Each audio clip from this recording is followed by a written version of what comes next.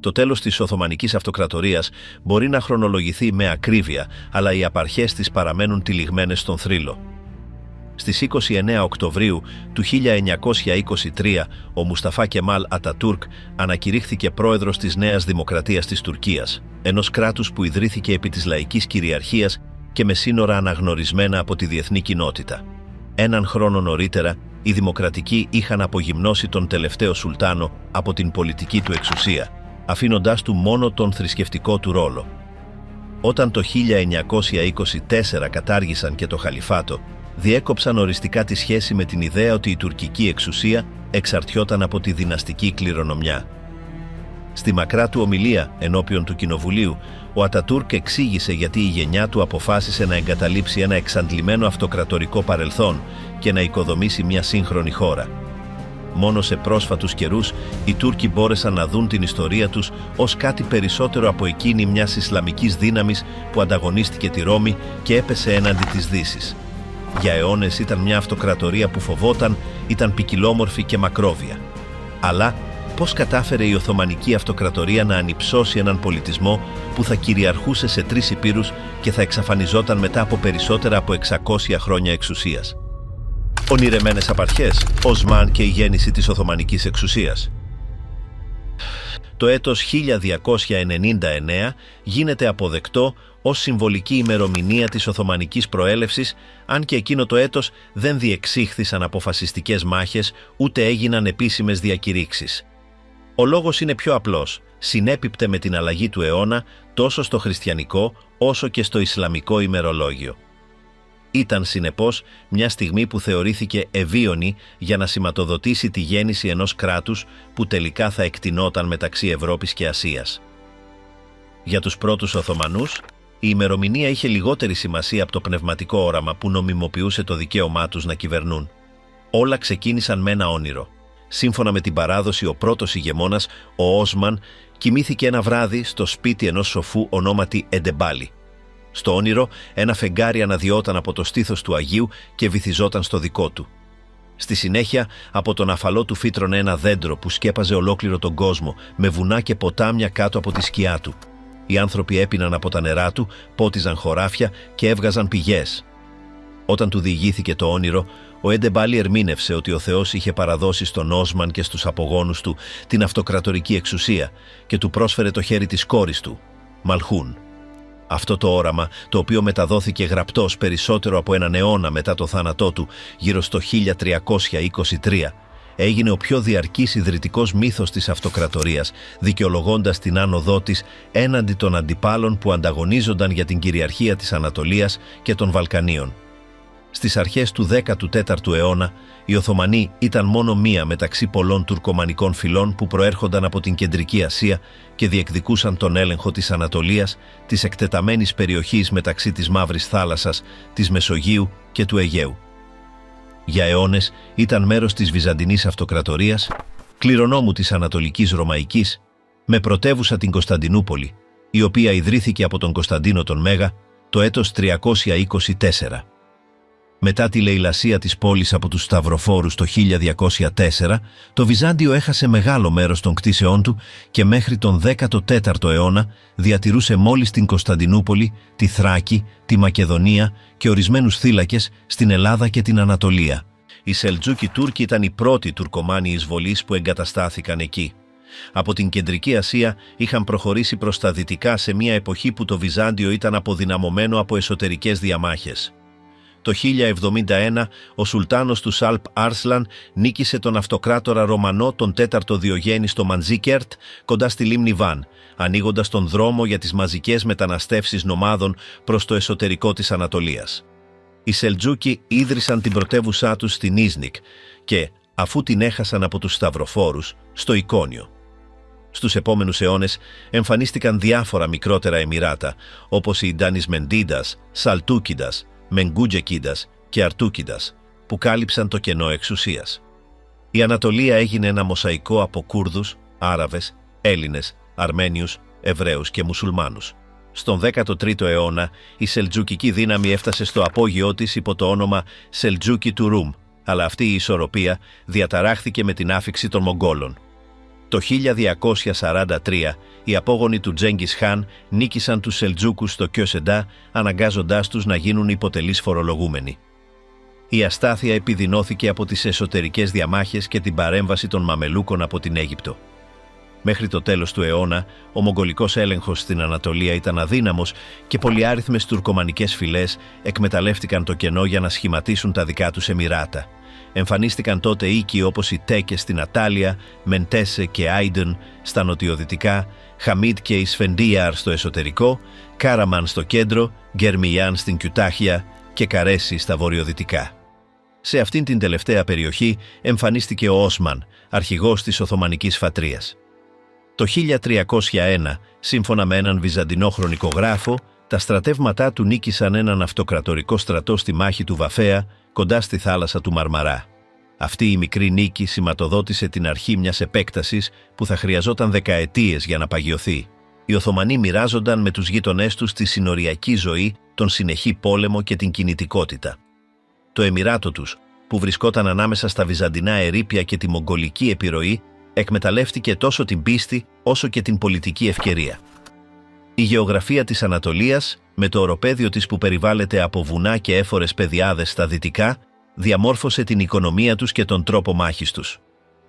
Οι Τουρκομάνοι βοσκοί μετακινούσαν τα κοπάδια τους ανάλογα με τις εποχές και εμπορεύονταν με τους αγρότες των παράκτιων περιοχών.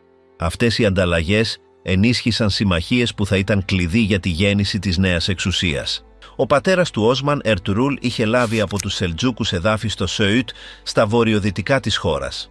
Του αποδίδεται μια ιστορική καταγωγή, επιβεβαιωμένη από ένα αρχαίο νόμισμα που φέρει την επιγραφή κομμένο από τον Όσμαν γιο του Ερτουρούλ, ένα σύμβολο κυριαρχίας. Η τοποθεσία αυτών των εδαφών, κοντά στην Κωνσταντινούπολη, ήταν στρατηγική. Οι Οθωμανοί ανταγωνίζονταν με τις βυζαντινές φρουρές για τον έλεγχο των χωριών και των βοσκοτόπων. Αν και ο Όσμαν προσπάθησε ανεπιτυχώς να καταλάβει την Ίζνικ, οι αγροτικές του νίκες του έδωσαν φήμη και προσέλκυσαν νέους πολεμιστές. Η Οθωμανική επέκταση συνέπεσε με τη βυζαντινή κρίση. Ο αυτοκράτορας Ανδρώνικος ο δεύτερος αναζήτησε συμμαχίες με τους Μογγόλους και στη συνέχεια προσέλαβε Καταλανούς μισθοφόρους για να συγκρατήσει τους Τούρκους. Αλλά οι ξένοι τυχοδιώκτες κατέληξαν να λαιλατούν από μόνοι τους, επεκτείνοντας το χάος. Τα σύνορα γέμισαν με εκτοπισμένους αγρότες, δερβίσιδες, μοναχούς, περιπλανόμενους στρατιώτες και εμπόρους. Αυτό το ποικιλόμορφο περιβάλλον ευνόησε τους ηγέτες που ήταν ικανοί να επιβάλλουν την τάξη. Ο Οσμάν και οι διάδοχοί του ενσωμάτωσαν μουσουλμάνους και χριστιανούς υπό μια ευέλικτη διοίκηση, κάτι ασυνήθιστο για την εποχή. Τα πρώτα οθωμανικά έγγραφα δείχνουν τη θρησκευτική επιρροή στην νομιμότητά τους. Το 1324, ο γιος του Όρχαν δώρισε εδάφη για έναν τεκέ ή ξενώνα δερβίσιδων κοντά στην Ίζνικ, απόδειξη των δεσμών μεταξύ της άρχουσας οικογένειας και των μυστικιστικών ταγμάτων. Αυτές οι θρησκευτικές κοινότητες βοηθούσαν να κατοικηθούν νέες περιοχές και διατηρούσαν τη λαϊκή πίστη παράλληλα με το επίσημο Ισλάμ. Στην εποχή του Όρχαν ιδρύθηκαν θεολογικές σχολές και τζαμιά και οι ηγέτες άρχισαν να χρησιμοποιούν τίτλους όπως «υπερασπιστής της πίστης». Ο όρος Γαζής, που όριζε τους μαχητές για την πίστη, εφαρμόστηκε στους Οθωμανούς πολεμιστές, αν και σε αυτό το πλαίσιο σήμαινε μάλλον επιδρομέας ή ένοπλος τυχοδιώκτης. Οι μεταγενέστερες χρονικές εξόγκωσαν τη θρησκευτικότητά τους, αλλά στην πραγματικότητα το κίνητρό τους ήταν τόσο υλικό όσο και πνευματικό. Το σύνορο μεταξύ χριστιανών και μουσουλμάνων δεν ήταν άκαμπτο. Υπήρχαν μεικτοί γάμοι, στρατιωτικές συνεργασίες και συνύπαρξη. Ακόμη και οι υψηλόβαθμοι Βυζαντινοί υπηρέτησαν στην Οθωμανική αυλή κατά τους πρώτους αιώνες. Με τον καιρό, οι αυτοκρατορικοί χρονικογράφοι επανερμήνευσαν αυτές τις απαρχές για να τις παρουσιάσουν ως μια συνεχή Ισλαμική σταυροφορία. Έτσι δικαιολογήθηκε η υπεροχή του Σουλτάνου και δόθηκε συνοχή σε μια δυναστεία που είχε ξεκινήσει μεταξύ νομάδων. Σε μεταγενέστερες εκδοχές υπόθηκε ότι ο Έρτουρουλ είχε λάβει τα εδάφη του από τα χέρια του Σελτζούκου Σουλτάνου, μαζί με σύμβολα εξουσίας όπως ένα λάβαρο και έναν χιτώνα τιμής. Αν και τα έγγραφα που το αποδεικνύουν αποδείχθηκαν ψευδή, αυτές οι ιστορίες παγίωσαν την ιδέα ότι οι Οθωμανοί ήταν νόμιμοι κληρονόμοι της αρχαίας εξουσίας. Ο Οσμάν πέθανε γύρω στο 1323 ή 1324, αφήνοντας στον γιο του Όρχαν μια κτήση που εκτινόταν μεταξύ Σεούτ, Γένισεϊρ και Έσκισεχιρ. Το 1326 ο Όρχαν κατέλαβε την Προύσα, καθιστώντας την πρωτεύουσά του. Από εκεί συνέχισε την πολιορκία της Ισμνίκ, η οποία έπεσε το 1331 και αργότερα κατέλαβε την Ισμίτ το 1337. Η Βυζαντινή αντίσταση κατέρε. Για να διατηρήσει τις κατακτήσεις του, ο Όρχαν άρχισε να οργανώνει έναν μόνιμο στρατό και μια σταθερή κυβέρνηση, αφήνοντας πίσω την φυλετική δομή. Εκείνα τα χρόνια, ο Βυζαντινός Αυτοκράτορας προσπάθησε να κάνει συμμαχίες μέσω γάμων και συμφωνίες με χριστιανικές και μουσουλμανικές δυνάμεις, αλλά χωρίς επιτυχία. Η αλλοπρόσαλη πολιτική του επέτρεψε στους Οθωμανούς να παγιωθούν στην περιοχή. Όταν ο Όραν παντρεύτηκε τη Θεοδόρα, κόρη του Αυτοκράτορα Ιωάννη του Έκτου Καντακουζινού, οι Οθωμανοί χρονικογράφοι παρέλειψαν την αναφορά για να μην αποδυναμώσουν την Ισλαμική εικόνα του καθεστώτος.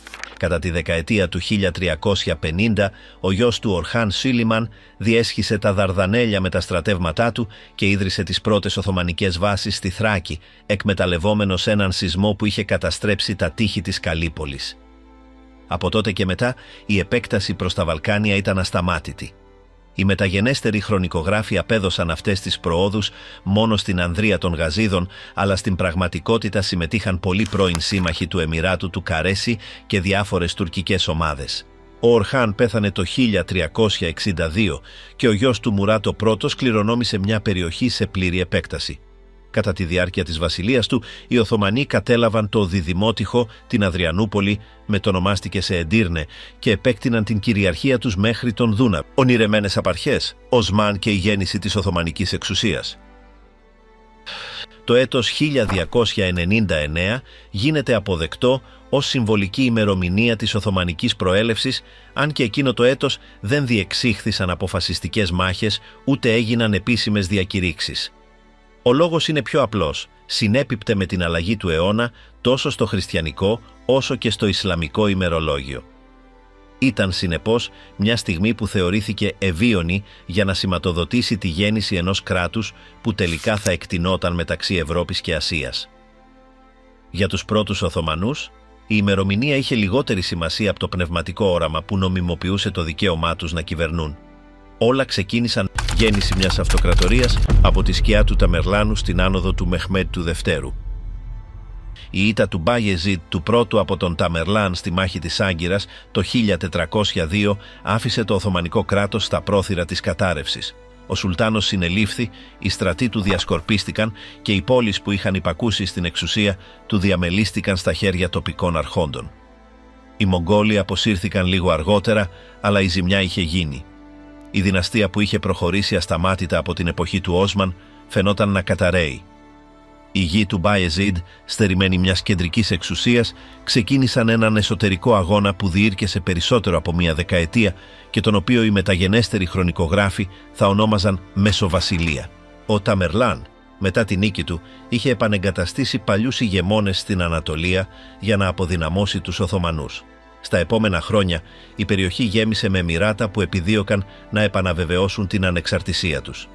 Οι σημαντικότερες πόλεις, Προύσα, Αδριανούπολη και Αμάσια, έμειναν στα χέρια διαφορετικών Οθωμανών πριγκίπων, με τον καθένα να διεκδικεί νομιμότητα.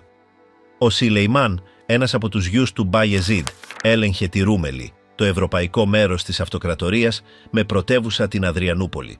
Στην Ανατολία, ο αδελφός του Ισά έγινε ισχυρός στην Προύσα, ενώ ο Μεμέντ, νεότερος αλλά φιλόδοξος, συγκέντρωνε υποστήριξη στην Αμάσια. Ένας άλλος αδελφός, ο Μούσα, παρέμεινε εχμάλωτος του Ταμερλάν, αν και αργότερα απελευθερώθηκε.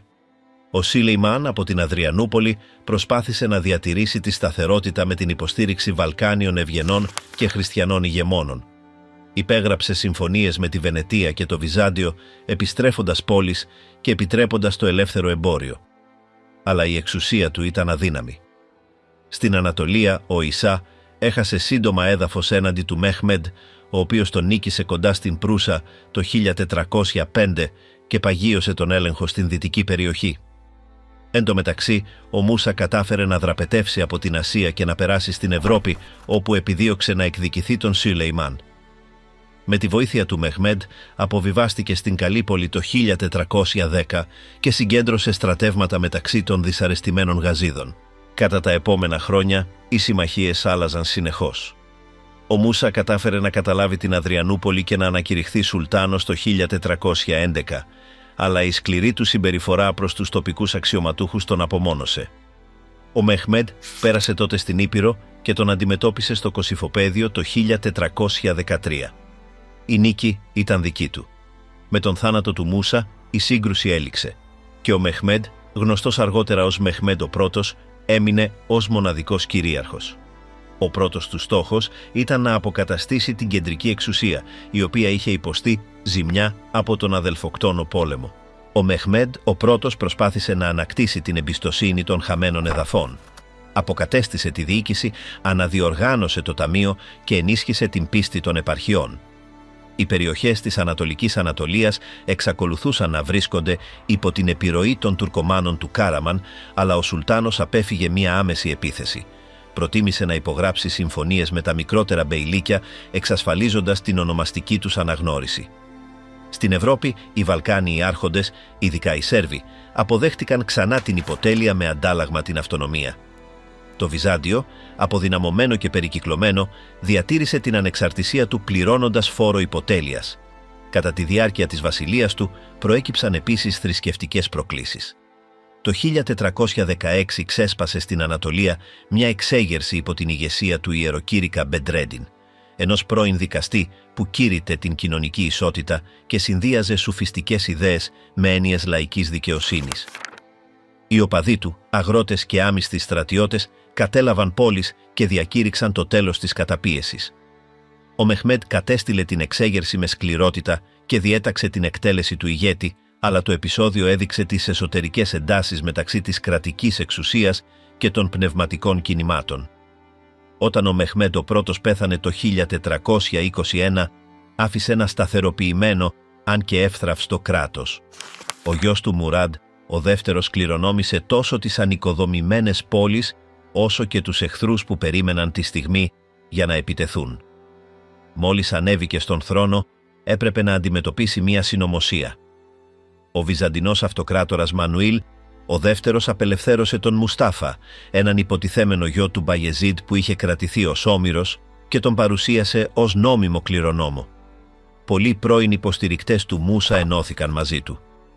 Ο Μουστάφα πέρασε στην Ευρώπη με βυζαντινή υποστήριξη, αλλά ιτήθηκε στην Καλύπολη και εκτελέστηκε λίγο αργότερα. Το Βυζάντιο δεν σταμάτησε. Λίγο αργότερα προώθησε έναν άλλο διεκδικητή, τον λεγόμενο Κιουτσούκ Μούσταφα, αυτή τη φορά υποστηριζόμενο από τον Κάραμαν. Η εξέγερση συντρίφτηκε επίσης, αλλά απέδειξε ότι η αυλή της Κωνσταντινούπολης συνέχιζε να παίζει με τις Οθωμανικές διαιρέσεις. Ο Μουράντ, ο δεύτερος, έμαθε από αυτά τα πλήγματα.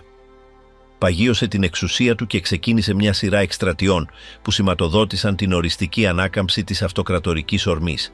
Το 1422 ο Σουλτάνος προσπάθησε για πρώτη φορά να πολιορκήσει την Κωνσταντινούπολη, αν και χωρίς επιτυχία. Τα τείχη άντεξαν και η έλλειψη συντονισμού του στρατού του τον ανάγκασε να αποσυρθεί. Παρόλα αυτά, αυτή η προσπάθεια επιβεβαίωσε ότι οι Οθωμανοί είχαν στραφεί ξανά προς την Ευρώπη. Στα επόμενα χρόνια, ο Μουράντ επικεντρώθηκε στην υποταγή των Βαλκανίων. Το 1430 κατέλαβε τη Θεσσαλονίκη, η οποία βρισκόταν υπό βενετική κυριαρχία. Κατά την επόμενη δεκαετία, οι στρατοί του αντιμετώπισαν συνασπισμούς Ούγγρων, Σέρβων και Αλβανών υπό την ηγεσία μορφών όπως ο Χουάν Χουνιάντι και ο Σκάντερμπεγκ. Το 1444, μετά από χρόνια πολέμου, ο Μουράντ υπέγραψε με την Ουγγαρία και την Πολωνία την ειρήνη του Σξέγκεντ, αποχωρώντας προσωρινά από την πολιτική ζωή και αφήνοντας τον θρόνο στον γιο του Μεχμέντ, μόλις 12 ετών. Αλλά η ανακοχή δεν κράτησε. Οι χριστιανοί παραβίασαν τη συμφωνία και προχώρησαν προς τα Βαλκάνια. Ο Μουράντ επέστρεψε επικεφαλής του στρατού και στη μάχη της Βάρνας, το ίδιο έτος, κατέστρεψε τη σταυροφορία. Η επιστροφή του επιβεβαίωσε την εξουσία του, αν και η εμπειρία κατέστησε σαφές ότι η ισορροπία μεταξύ Ευρώπης και Ανατολίας ήταν όλο και πιο τεταμένη. Κατά τη δεύτερη βασιλεία του, ο Μουράντ συνέχισε τις στρατιωτικές εκστρατείες και επέκτηνε τους θεσμούς διακυβέρνησης. Υπό τη διοίκησή του, η αυτοκρατορική γραφειοκρατία άρχισε να υιοθετεί πιο τακτικές μορφές. Ενισχύθηκε το σύστημα του Ντεύσιρμε, η στρατολόγηση νεαρών χριστιανών που εκπαιδεύονταν ως μουσουλμάνοι για να υπηρετήσουν στον στρατό ή στη διοίκηση. Από αυτό το σώμα θα προέκυπταν οι γενίτσαροι, ένα επίλεκτο στράτευμα που θα γινόταν το σύμβολο της εξουσίας του Σουλτάνου. Το 1451 ο Μουράντ πέθανε και ο Μεμέντ, πλέον ενήλικος, ανέβηκε ξανά στον θρόνο ως Μεμέντ ο δεύτερος. Από τη νεότητά του είχε δείξει φιλοδοξία και πειθαρχία. Εκπαιδευμένος από θρησκευτικούς δασκάλους και στρατιωτικούς συμβούλους, μιλούσε πολλές γλώσσες και κατανοούσε τη σημασία του πολέμου και της πολιτικής νομιμότητας. Το όραμά του ήταν σαφές: να κατακτήσει την Κωνσταντινούπολη, την καρδιά του Βυζαντίου, και να την κάνει πρωτεύουσα του Ισλαμικού κόσμου. Μόλις ανέλαβε, άρχισε να προετοιμάζει αυτήν την επιχείρηση. Ενίσχυσε τα ευρωπαϊκά σύνορα, αναδιοργάνωσε τον στρατό και διέταξε την κατασκευή ενός νέου φρουρίου στις όχθες του Βοσπόρου που ονομάστηκε Ρουμέλι Χισάρι, με σκοπό να διακόψει το πέρασμα των πλοίων που ανεφοδίαζαν τη Βυζαντινή πόλη. Το μήνυμα ήταν προφανές: η Κωνσταντινούπολη ήταν περικυκλωμένη. Ταυτόχρονα διέταξε να κοπεί νόμισμα με το όνομά του και διέταξε να αναθεωρηθεί ο διοικητικός κώδικας. Η Βυζαντινή Αυτοκρατορία, περιορισμένη στην πρωτεύουσα και ορισμένες κτίσεις στην Πελοπόννησο, μετά βίας μπορούσε να αντισταθεί. Ο αυτοκράτορας Κωνσταντίνος ο Ενδέκατος ζήτησε βοήθεια από τη Ρώμη, αλλά οι υποσχέσεις υποστήριξης άργησαν να φτάσουν και διέρεσαν ακόμη περισσότερο τον πληθυσμό. Οι Τούρκοι προετοίμασαν πυροβολικό με γιγάντια κανόνια που χύθηκαν από έναν Ούγγρο μάστορα ονόματι Όρμπαν και κατά τη διάρκεια του χειμώνα του 1452 με 1453 ο Μεχμέντ συγκέντρωσε στην Αδριανούπολη έναν στρατό άνω των 100.000 ανδρών, συνοδευόμενο από έναν στόλο στη θάλασσα του Μαρμαρά. Στις 6 Απριλίου του 1453 ξεκίνησε η πολιορκία. Τα θεοδοσιανά τείχη, που είχαν ανεγερθεί πριν από 1000 χρόνια, ήταν η τελευταία άμυνα της πόλης. Τα οθωμανικά κανόνια άνοιγαν ρήγματα μέρα με τη μέρα, ενώ ο στόλος απέκλειε τον κεράτιο κόλπο. Οι υπερασπιστές, με περίπου 7.000 στρατιώτες, αντιστάθηκαν με τη βοήθεια γενουατών εθελοντών. Για εβδομάδες, οι μάχες διαδέχονταν η μία την άλλη χωρίς ανάπαυλα. Ο Μεχμέντ παρακολουθούσε κάθε κίνηση από τη σκηνή του, πεπισμένος ότι αυτή η κατάκτηση θα σηματοδοτούσε μια νέα εποχή. Μετά την κατάκτηση, ο Μεχμέντ αναδιοργάνωσε τη διοίκηση για να ενσωματώσει τους διάφορους λαούς υπό την εξουσία του. Όρισε έμπειρους βεζίριδες και καθιέρωσε ένα μόνιμο συμβούλιο διακυβέρνησης. Ο ελληνικός, αρμενικός και εβραϊκός πληθυσμός ενθαρρύνθηκε να παραμείνει, με τους θρησκευτικούς του ηγέτες να αναγνωρίζονται επίσημα. Διανεμήθηκαν ιδιοκτησίες, ανοικοδομήθηκαν κτίρια και καθιερώθηκε ένα κτηματολόγιο. Ο Σουλτάνος παρουσιάστηκε ως κληρονόμος τόσο των αρχαίων Ρωμαίων αυτοκρατόρων, όσο και του Ισλαμικού κληροδοτήματος. Μεταξύ του 1453 και των επόμενων ετών, διέταξε την επισκευή υδραγωγείων, γεφυρών και οχυρώσεων. Διέταξε να ανοίξουν νέες εμπορικές οδοί και παραχώρησε προνόμια στους Γενουάτες και Βενετούς εμπόρους. Μετέτρεψε την Κωνσταντινούπολη σε κέντρο εμπορίου μεταξύ Ανατολής και Δύσης. Επίσης προώθησε την ίδρυση σχολείων, εργαστηρίων και βιβλιοθηκών. Το όραμά του ήταν να δημιουργήσει ένα παγκόσμιο κράτος. Γι' αυτό υιοθέτησε τον τίτλο Κέισερι Ρουμ, δηλαδή Καίσαρας της Ρώμης. Σκοπός του δεν ήταν μόνο να κυβερνά τους μουσουλμάνους, αλλά όλους τους λαούς των κτήσεών του. Η αυλή γέμισε με λόγιους, μεταφραστές και αρχιτέκτονες. Δημιουργήθηκαν διοικητικά μητρώα που θα χρησίμευαν για αιώνες. Με την κατάληψη της Κωνσταντινούπολης, η Οθωμανική Αυτοκρατορία μετατράπηκε σε μια δύναμη παγκόσμιας εμβέλειας. Η δυναστεία, η οποία 40 χρόνια νωρίτερα είχε διαιρεθεί από τον εμφύλιο πόλεμο, έμπαινε σε μια νέα φάση. Από τα ερείπια της Μεσοβασιλείας και την ήττα της Άγκυρας, οι Οθωμανοί είχαν καταφέρει να ανοικοδομήσουν ένα συγκεντρωτικό πειθαρχημένο κράτος με αυτοκρατορική φιλοδοξία. Ο Μεμέντ, ο δεύτερος, που αργότερα ονομάστηκε ο Κατακτητής, είχε εκπληρώσει το όνειρο που είχε δει ο Όσμαν στο όραμά του: να απλώσει τη σκιά του πάνω σε εδάφη και θάλασσες, δίνοντας μορφή στην αυτοκρατορία που θα κυριαρχούσε για σχεδόν 500 χρόνια. Η αυτοκρατορική μεγαλοπρέπεια, ο Σουλεϊμάν ο Μεγαλοπρεπής. Μετά την άλωση της Κωνσταντινούπολης, ο Μεχμέτ ο δεύτερος μετέτρεψε τη στρατιωτική νίκη σε άξονα μιας νέας πολιτικής δομής. Η πόλη, που μετονομάστηκε σε Κωνσταντινούπολη, μετατράπηκε σε έδρα της κυβέρνησής του και σύμβολο της Οθωμανικής εξουσίας. Από τους πρώτους μήνες διέταξε την ανοικοδόμηση των τυχών, τον καθαρισμό των ερειπίων και τη μετεγκατάσταση κατοίκων από όλες τις επαρχίες. Στις μουσουλμανικές οικογένειες που έφταναν από την Ανατολία προσθέθηκαν Έλληνες, Αρμένοι και Εβραίοι που μεταφέρθηκαν με τη βία με σκοπό την αναζωογόνηση της αστικής ζωής. Τα εγκαταλελειμμένα εδάφη παραχωρήθηκαν μέσω ενός συστήματος καταγραφής που εγγυόταν έσοδα στο Αυτοκρατορικό Ταμείο. Ο Σουλτάνος αναδιοργάνωσε την αυτοκρατορική διοίκηση και χώρισε την εξουσία σε δύο θεσμούς: τη θρησκευτική αρχή, με επικεφαλής τον Σέιχουλ Ισλάμ, και την πολιτική, που διευθυνόταν από το Αυτοκρατορικό Συμβούλιο ή Διβάν. Ο Μεγάλος Βεζίρης, υπεύθυνος για τις καθημερινές αποφάσεις, ήταν ο κύριος μεσολαβητής μεταξύ του μονάρχη και της γραφειοκρατίας. Η πρωτεύουσα γέμισε με υπαλλήλους, μεταφραστές, αρχιτέκτονες και νομικούς που αποτελούσαν τον πυρήνα του νέου κράτους. Ο Μεχμέτ, ο δεύτερος, προώθησε την κωδικοποίηση των διοικητικών και φορολογικών κανόνων, γνωστών αργότερα ως κανονισμοί, κανουνάμε. Αυτοί οι νόμοι συμπλήρωναν τη Σαρία και χρησίμευαν στη διατήρηση της ομοιομορφίας στις διάφορες επαρχίες. Κάθε περιοχή έπρεπε να στέλνει καταγραφές φόρων, καλλιεργειών και πληθυσμού, ενώ οι αυτοκρατορικοί δικαστές επέβλεπαν την εφαρμογή της δικαιοσύνης.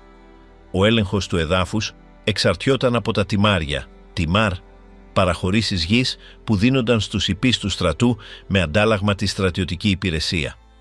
Με αυτό το σύστημα, ο Σουλτάνος διατηρούσε έναν μόνιμο στρατό χωρίς την ανάγκη προσφυγής σε κληρονομικούς ευγενείς. Την ίδια εποχή ενισχύθηκε το σώμα των γενιτσάρων. Οι νέοι που στρατολογούνταν μέσω του παιδομαζώματος, του φόρου σε χριστιανόπαιδα, εκπαιδεύονταν στην πειθαρχία και την απόλυτη πίστη. Μετά την εκπαίδευσή τους, μπορούσαν να γίνουν επίλεκτοι στρατιώτες ή υψηλόβαθμοι αξιωματούχοι. Αυτό το σύστημα εξάλειφε τους οικογενειακούς δεσμούς και εγγυόταν την άμεση εξάρτηση από τον Σουλτάνο.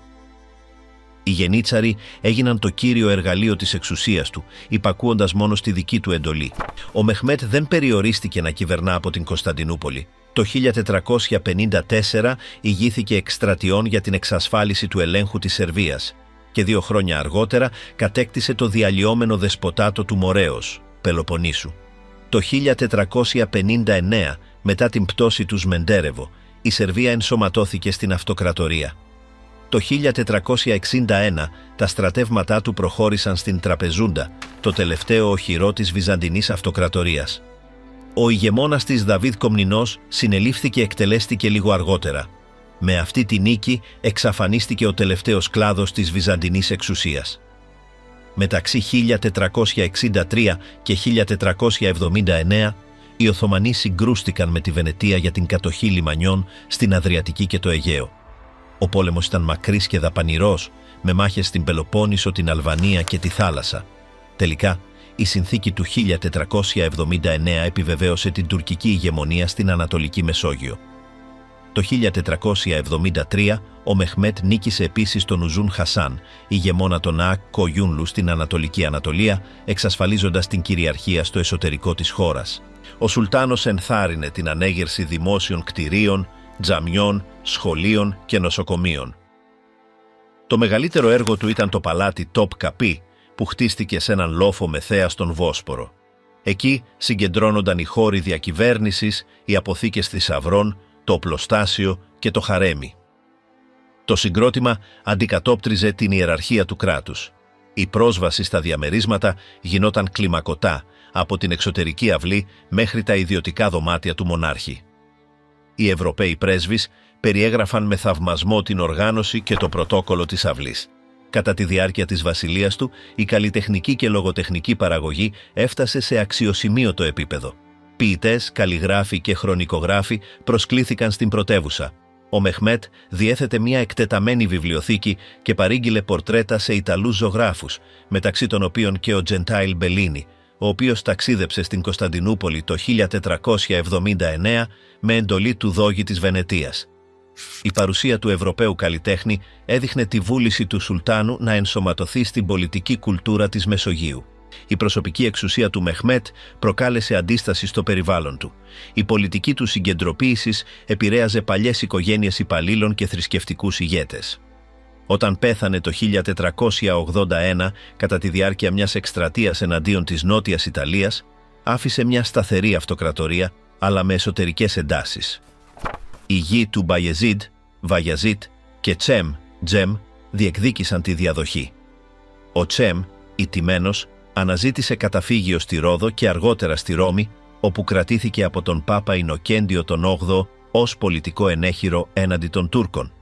Ο Μπαγεζίντ ο δεύτερος κυβέρνησε μεταξύ 1481 και 1512, επικεντρώνοντας την προσοχή του στην εσωτερική διοίκηση. Υπό την εντολή του παγιώθηκε το φορολογικό σύστημα και ενισχύθηκαν οι παράκτιες πόλεις. Το 1492, μετά την εκδίωξη των Εβραίων από την Ισπανία, ο Μπαγεζίντ επέτρεψε την εγκατάστασή τους σε οθωμανικά εδάφη, θεωρώντας τους χρήσιμους για το εμπόριο και τη χειροτεχνία.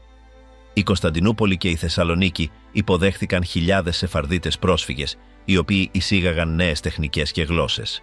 Εν τω μεταξύ, το εμπόριο με τη Βενετία και τη Γένοβα παρέμεινε ουσιώδες για τον εφοδιασμό της αυτοκρατορίας. Η περίοδος του Μπαγεζίντ ήταν πιο ειρηνική από του πατέρα του, αν και δεν ήταν απαλλαγμένη από συγκρούσεις. Στην Ανατολία, οι εξεγέρσεις Δερβίσιδων και τουρκομανικών φυλών έδειξαν τη δυσφορία απέναντι στην κεντρική εξουσία. Στη Δύση, οι Ούγγροι και οι Μαμελούκοι της Αιγύπτου αποτελούσαν μόνιμες απειλές. Ωστόσο, το κύριο πρόβλημά του ήταν εσωτερικό. Η άνοδος του γιου του Σελίμ, κυβερνήτη της Τραπεζούντας, ο οποίος συγκέντρωσε στρατό με την υποστήριξη των συνοριακών στρατευμάτων. Το 1512, ο Σελίμ ανέτρεψε τον πατέρα του και ανέλαβε τον θρόνο με τον τίτλο Σελίμ ο πρώτος. Ο Σελίμ είχε μια διαφορετική αντίληψη για την εξουσία. Προτεραιότητά του ήταν να επεκτείνει την αυτοκρατορία προς τα ιερά κέντρα του Ισλάμ και να ελέγξει τις εμπορικές οδούς της Ανατολής. Το 1514 βάδισε εναντίον των Σαφαβιδών της Περσίας με επικεφαλής τον Σάχη Ισμαήλ, οι οπαδοί του οποίου διέδιδαν τη σιητική διδασκαλία. Στη μάχη του Τσάλντιραν, το Οθωμανικό πυροβολικό εξασφάλισε τη νίκη, οριοθετώντας τα σύνορα μεταξύ των δύο αυτοκρατοριών. Ο θρίαμβος παγίωσε την εξουσία του Σουλτάνου στην Ανατολική Ανατολία. 2 χρόνια αργότερα, το 1516, ο Σέλιμ ηγήθηκε μιας νέας εκστρατείας εναντίον των Μαμελούκων της Συρίας και της Αιγύπτου. Στο Μάρτζ Νταμπίκ, κοντά στο Χαλέπι, νίκησε τον Μαμελουκικό στρατό και προχώρησε προς το Κάιρο, το οποίο έπεσε το 1517.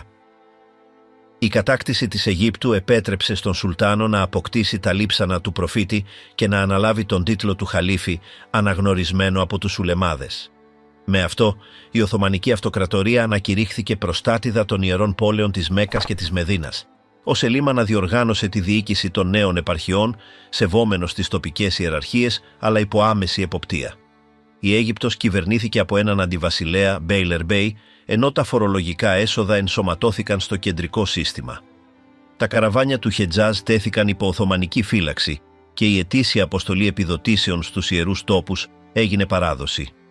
Στα λιμάνια της Ερυθράς θάλασσας και του Περσικού κόλπου, οι Τούρκοι άρχισαν να ανταγωνίζονται τους Πορτογαλικούς στόλους, οι οποίοι προσπαθούσαν να κυριαρχήσουν στο εμπόριο μπαχαρικών. Ο Σουλτάνος επέστρεψε στην Κωνσταντινούπολη το 1518 μετατρεμένος σε ιερή μορφή. Κατά τα τελευταία του χρόνια ενίσχυσε τον στρατιωτικό έλεγχο και παρακολουθούσε στενά τις ετερόδοξες θρησκευτικές ομάδες. Η βασιλεία του ήταν σύντομη αλλά καθοριστική. Επέκτηνε την αυτοκρατορία από τον Δούναβη μέχρι τον Νείλο και από τον Περσικό κόλπο μέχρι την Αδριατική. Πέθανε το 1520 αφήνοντας τον θρόνο στον γιο του Σουλεϊμάν, ο οποίος κληρονόμησε την πιο ισχυρή δομή του Ισλαμικού κόσμου. Ο Σουλεϊμάν ο πρώτος, γνωστός ως ο μεγαλοπρεπής στην Ευρώπη και ως ο νομοθέτης από τους Τούρκους, ανέβηκε στην εξουσία στα 26 του χρόνια. Η βασιλεία του μεταξύ 1520 και 1566 αντιπροσώπευσε το υψηλότερο σημείο της αυτοκρατορίας. Συνέχισε τις στρατιωτικές εκστρατείες, μεταρρύθμισε τη διοίκηση και παγίωσε τον νόμο. Το 1520 κατέλαβε το Βελιγράδι, την πύλη του Δούναβη. 1 χρόνο αργότερα κατέκτησε τη Ρόδο, εκδιώκοντας τους υπότες του Αγίου Ιωάννη, οι οποίοι αργότερα μεταφέρθηκαν στη Μάλτα. Η Οθωμανική προέλαση προς την Ευρώπη έφτασε στο αποκορύφωμά της το 1526 με τη μάχη του Μοχάτς, όπου ο Ουγγρικός στρατός καταστράφηκε και ο βασιλιάς του Λουδοβίκος, ο δεύτερος, πέθανε στη μάχη. Η νίκη επέτρεψε την κατάληψη της Βούδας και τη μετατροπή μεγάλου μέρους της Ουγγαρίας σε Οθωμανική επαρχία. Το 1529 ο Σουλεϊμάν πολιόρκησε τη Βιέννη, αν και η πολιορκία απέτυχε λόγω του κακού καιρού και των προβλημάτων υλικοτεχνικής υποστήριξης. Ωστόσο, η τουρκική εξουσία παγιώθηκε στα Βαλκάνια. Στη Μεσόγειο, ο Οθωμανικός στόλος υπό τη διοίκηση του Μπαρμπαρόσα κυριάρχησε στις εμπορικές οδούς. Το 1534 κατέλαβε την Τίνιδα και, αφού την έχασε, την ανέκτησε προσωρινά. Το 1538 νίκησε την Ιερή Συμμαχία στη μάχη της Πρέβεζας, εξασφαλίζοντας τον ναυτικό έλεγχο του Αιγαίου. Εν τω μεταξύ, στην Ανατολή, οι πόλεμοι εναντίον των Σαφαβιδών συνεχίστηκαν. Το 1535 υπογράφηκε η Ειρήνη της Αμάσιας, η οποία καθόρισε τα σύνορα με την Περσία για δεκαετίες. Η βασιλεία του Σουλεϊμάν χαρακτηρίστηκε επίσης από τη διοικητική του ικανότητα. Συγκέντρωσε νομικούς για να συντάξουν τους νομικούς κώδικες, συγχωνεύοντας το Ισλαμικό δίκαιο με τις βασιλικές διατάξεις. Ο κύριος συνεργάτης του ήταν ο μεγάλος βεζίρης Ιμπραχήμ Πάσα, ο οποίος προερχόταν από το σύστημα του Ντευσίρμε. Μαζί προώθησαν φορολογικές και δικαστικές μεταρρυθμίσεις. Το 1536 ο Ιμπραχήμ εκτελέστηκε με εντολή του Σουλτάνου, σε ένα επεισόδιο που έδειξε τη σκληρότητα της κεντρικής εξουσίας. Η επιρροή του παλατιού αυξήθηκε ακόμη περισσότερο με τη Χουρέμ, νόμιμη σύζυγο του Σουλτάνου, γνωστή στη Δύση ως Ροξελάνη. Η παρουσία της στην αυλή άλλαξε τις εσωτερικές δυναμικές. Προώθησε τους γιους και τους προστατευόμενούς της, ευνοώντας τον γιο της Σελίμ ως διάδοχο. Μέσω αυτής ενισχύθηκε ο ρόλος του χαρεμιού ως πολιτικού χώρου. Ο Σουλεϊμάν προώθησε μεγάλα δημόσια έργα. Διέταξε την ανέγερση του Τζαμιού Σιλιμάνιε, σχεδιασμένο από τον αρχιτέκτορα Μιμάρ Σινάν, και χρηματοδότησε υδραγωγεία, γέφυρες και πτωχοκομεία. Η Κωνσταντινούπολη έγινε μία από τις πιο πολυπληθείς και πλούσιες πόλεις του κόσμου. Οι Ευρωπαίοι πρέσβεις την περιέγραφαν ως το κέντρο μιας αυτοκρατορίας που εκτινόταν σε 3 υπήρους. Κατά τα τελευταία του χρόνια, ο Σουλτάνος ηγήθηκε εκστρατιών στην Ουγγαρία και εναντίον των Περσών. Το 1566, κατά τη διάρκεια της πολιορκίας του Τσίγκετβάρ, πέθανε στη σκηνή του. Το σώμα του μεταφέρθηκε στην Κωνσταντινούπολη και ενταφιάστηκε δίπλα στο τζαμί που φέρει το όνομά του. Η βασιλεία του σηματοδότησε το κλείσιμο της αυτοκρατορικής επέκτασης και την αρχή μιας εποχής παρατεταμένης σταθερότητας. Κρίση στο παλάτι και επαναστάσεις στις επαρχίες. Μετά το θάνατο του Σουλεϊμάν του Μεγαλοπρεπούς, η Οθωμανική Αυτοκρατορία εισήλθε σε μια περίοδο εσωτερικής μεταμόρφωσης που σηματοδότησε το τέλος της συνεχούς επέκτασης και την αρχή των εντάσεων στη διοίκηση. Ο γιος του Σελίμ ο δεύτερος ανέβηκε στο θρόνο το 1566 και ήταν ο πρώτος που ανέθεσε σχεδόν πλήρως τις στρατιωτικές εκστρατείες στους στρατηγούς του. Πέρασε μεγάλο μέρος της βασιλείας του στο παλάτι, επιβλέποντας τις κρατικές υποθέσεις από την Κωνσταντινούπολη. Υπό την εξουσία του παγιώθηκε η μορφή του μεγάλου βεζίρη Σοκόλου Μέχμετ Πάσα, πρώην γενίτσαρου σερβικής καταγωγής, ο οποίος έγινε ο πραγματικός διαχειριστής της αυτοκρατορίας. Ο Σοκόλου αναδιοργάνωσε τα οικονομικά και τον στρατό, διατηρώντας τη σταθερότητα που είχε επιτευχθεί κατά την προηγούμενη βασιλεία. Διεύθυνε επιχειρήσεις στην Ανατολική Μεσόγειο και στην Ερυθρά Θάλασσα και σχεδίασε έργα μηχανικής όπως το κανάλι μεταξύ του Ντόν και του Βόλγα, το οποίο είχε σκοπό να συνδέσει την Κασπία με τη Μαύρη Θάλασσα. Το 1571 οι Τούρκοι κατέλαβαν την Κύπρο, αλλά το ίδιο έτος ο Οθωμανικός στόλος καταστράφηκε από τις χριστιανικές δυνάμεις στην ναυμαχία της Ναυπάκτου. Αν και η ήττα είχε μεγάλη συμβολική επίδραση, μέσα σε έναν χρόνο τα αυτοκρατορικά οπλοστάσια είχαν ανοικοδομήσει το ναυτικό. Το 1574 η Τίνιδα ανακτήθηκε από τα ισπανικά χέρια, επιβεβαιώνοντας την ναυτική ισχύ της αυτοκρατορίας. Ο Σελίμ, ο δεύτερος, πέθανε το ίδιο έτος, αφήνοντας τον θρόνο στον γιο του Μουράντ τον τρίτο. Ο νέος Σουλτάνος κληρονόμησε ένα σύστημα όπου η πραγματική εξουσία βρισκόταν στα χέρια της διοίκησης του παλατιού και των ισχυρών οικογενειών του Ντιβανιού. Κατά τη διάρκεια της διακυβέρνησής του, τα κρατικά έξοδα αυξήθηκαν και το σύστημα των στρατιωτικών γεών άρχισε να δείχνει σημάδια φθοράς.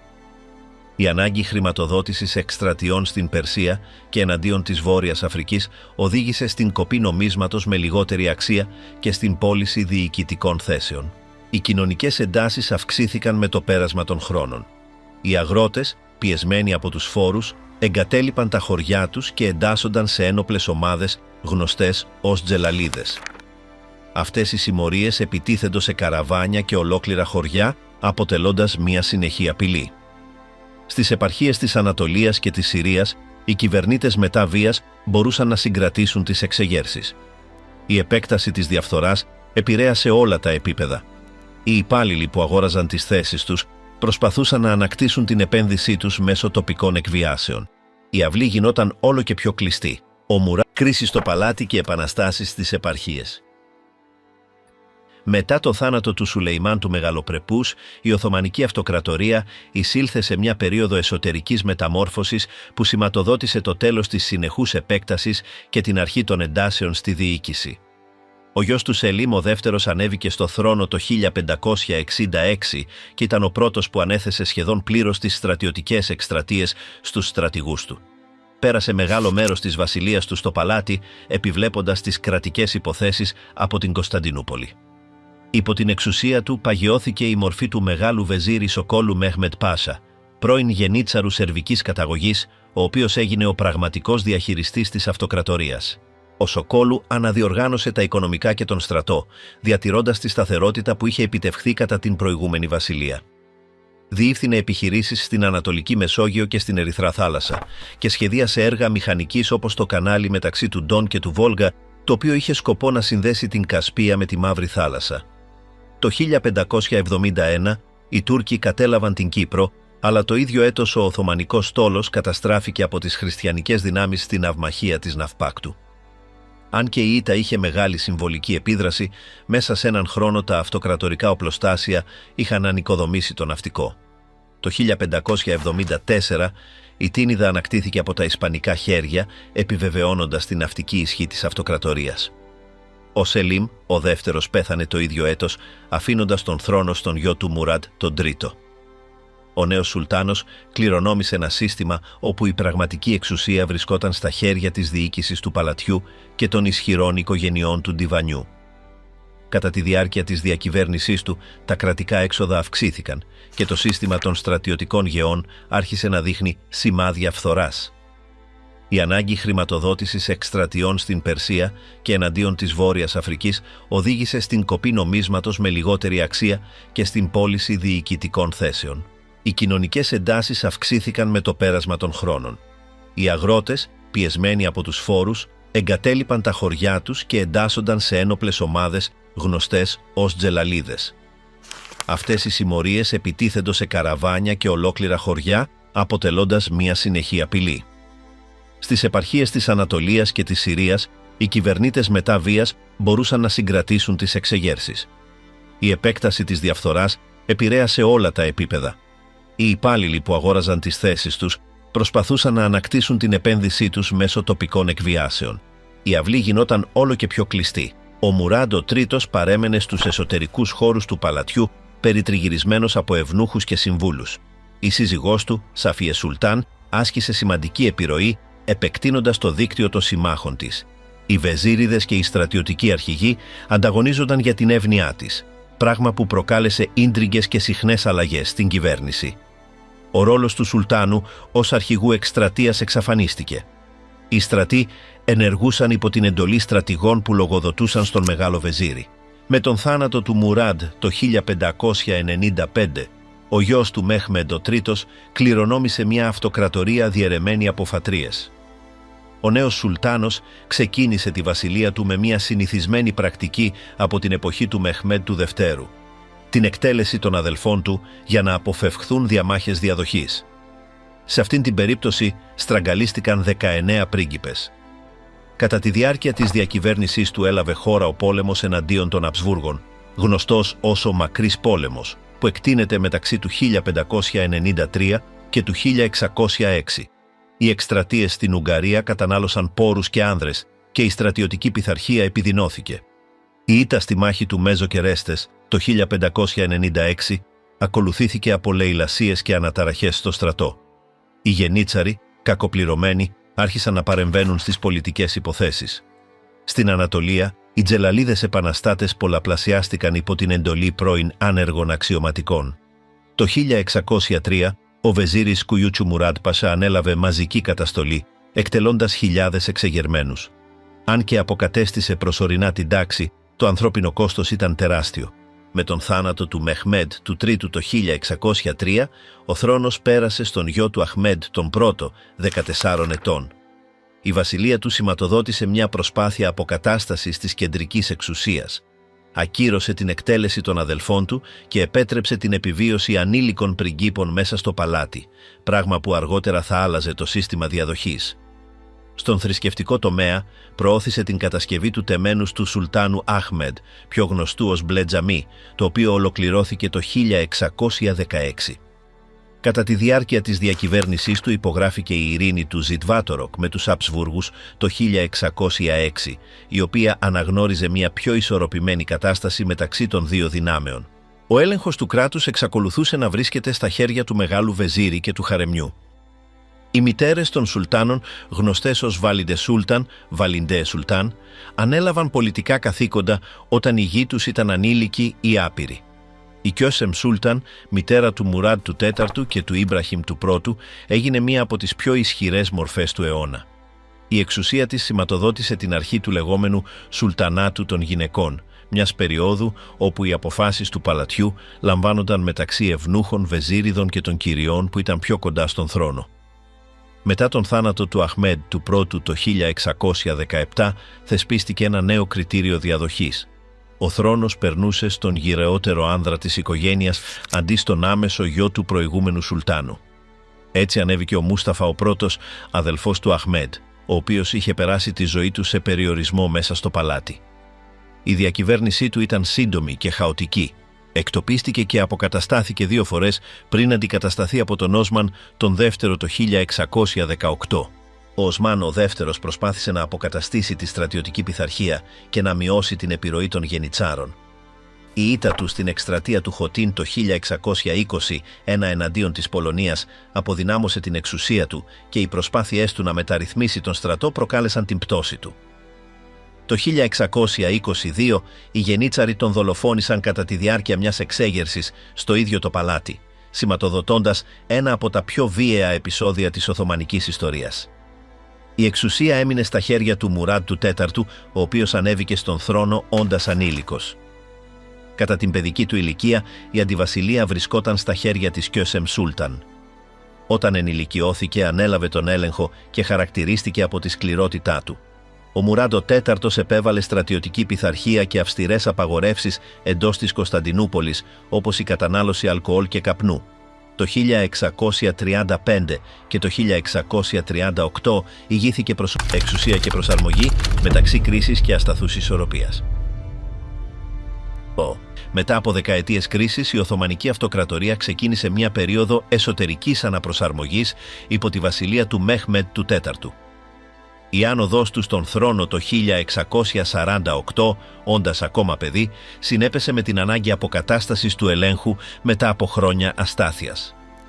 Η αντιβασιλεία της μητέρας του, Τούρχαν Χατίτσε, είχε την υποστήριξη του Μεγάλου Βεζίρι Κιόπριλου Μεχμέντ Πάσα, ο οποίος το 1656 ανέλαβε την εξουσία με ευρείες αρμοδιότητες για την αναδιοργάνωση της διοίκησης. Ο διορισμός του σηματοδότησε την αρχή μιας νέας εποχής, στην οποία η εξουσία του Βεζιράτου έγινε ο άξονας της διακυβέρνησης. Ο Κιόπριλου μεταρρύθμισε τα οικονομικά, αναδιοργάνωσε τον στρατό και αντιμετώπισε τη διαφθορά. Απέτησε απόλυτη υπακοή και εφάρμοσε αυστηρές τιμωρίες στους αξιωματικούς που παραβίαζαν τις εντολές του. Σε λίγα χρόνια αποκατέστησε τη στρατιωτική πειθαρχία και την εμπιστοσύνη στην κεντρική εξουσία. Κατέστειλε εξεγέρσεις στην Ανατολία και εξασφάλισε τον έλεγχο στις εμπορικές οδούς του Αιγαίου Πελάγους.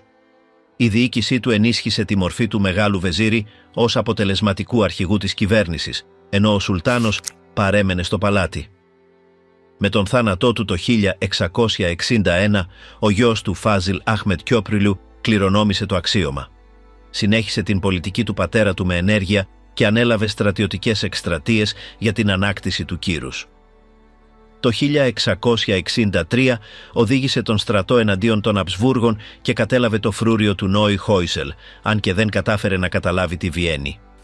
3 χρόνια αργότερα υπέγραψε τη συνθήκη του Βάσβαρ, η οποία παγίωσε τα σύνορα και εξασφάλισε μια προσωρινή ειρήνη. Η προσοχή του επικεντρώθηκε στη συνέχεια στην Ανατολική Μεσόγειο. Το 1669, μετά από παρατεταμένη πολιορκία, οι Οθωμανοί κατέκτησαν την Κρήτη, τερματίζοντας 24 χρόνια πολέμου με τη Βενετία. Κατά τα επόμενα χρόνια η Κωνσταντινούπολη ανέκτησε τη σταθερότητα. Οι βεζίριδες της οικογένειας Κιόπριλου διατήρησαν τον έλεγχο της κυβέρνησης και εφάρμοσαν μέτρα για τη βελτίωση του εμπορίου και των οικονομικών. Το φορολογικό σύστημα αναθεωρήθηκε και εισήχθησαν νέα μητρώα για τον έλεγχο της είσπραξης των φόρων. Το εμπόριο με την Ευρώπη αυξήθηκε χάρη στις συμφωνίες που υπογράφηκαν με τη Γαλλία, την Αγγλία και την Ολλανδία, οι οποίες αποκτούσαν τελωνειακά προνόμια με αντάλλαγμα την προμήθεια βιομηχανικών προϊόντων. Η φαινομενική ευημερία διακόπηκε το 1683 όταν η αυτοκρατορία αντιμετώπισε ξανά την Αυστρία. Ο μεγάλος βεζίρης Κάρα Μούσταφα Πάσα οδήγησε τον Οθωμανικό στρατό στις πύλες της Βιέννης, πεπισμένος ότι θα επαναλάμβανε τις νίκες του παρελθόντος. Ωστόσο, ο χριστιανικός συνασπισμός υπό την ηγεσία του Πολωνού βασιλιά Χουάν Σομπιέσκι νίκησε τις τουρκικές δυνάμεις, αναγκάζοντάς τες να αποσυρθούν άτακτα. Ο Κάρα Μουστάφα εκτελέστηκε με εντολή του Σουλτάνου, κατηγορούμενος ότι προκάλεσε την καταστροφή. Η ήττα της Βιέννης σηματοδότησε την αρχή μιας σειράς οπισθοχωρήσεων.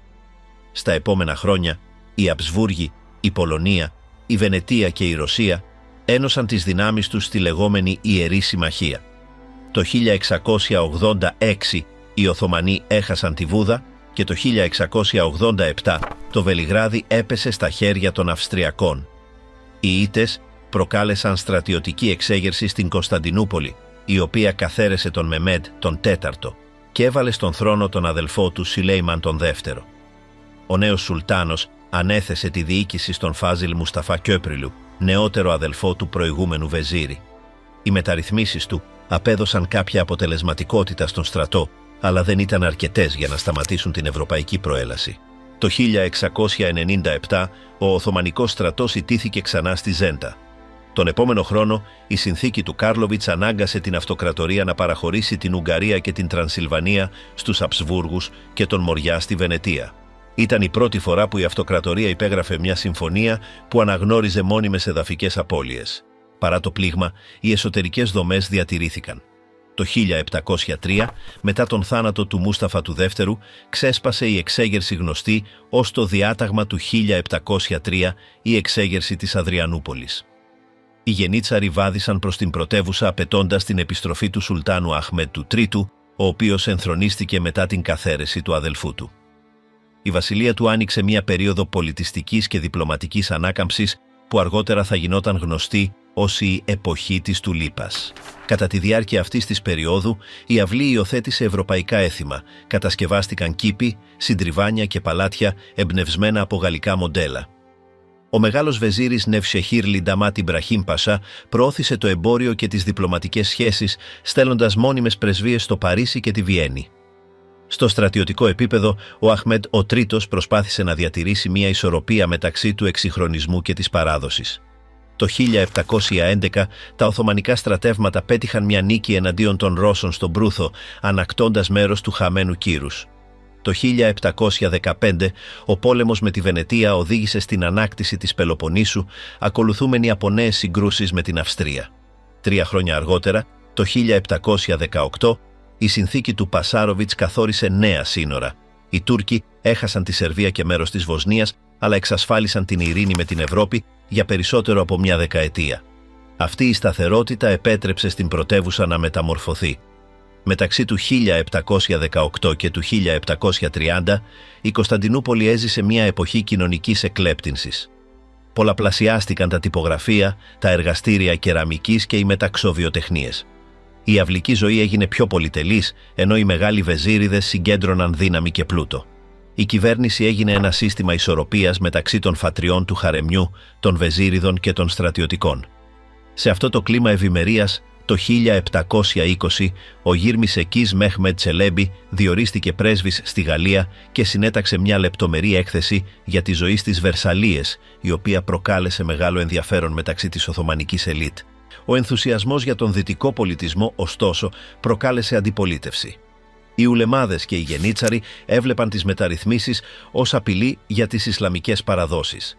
το 1730 ξέσπασε μια εξέγερση με επικεφαλής τον πατρόνα Χαλίλ, έναν πρώην έμπορο αλβανικής καταγωγής. Οι εξεγερμένοι εισέβαλαν στην πρωτεύουσα, κατέστρεψαν τους κήπους του παλατιού και εκτέλεσαν τον μεγάλο βεζίρι Νταμάτ Ιμπραχήμ Πάσα. Ο Αχμέντ ο τρίτος αναγκάστηκε να παραιτηθεί υπέρ του Μαχμούντ του πρώτου.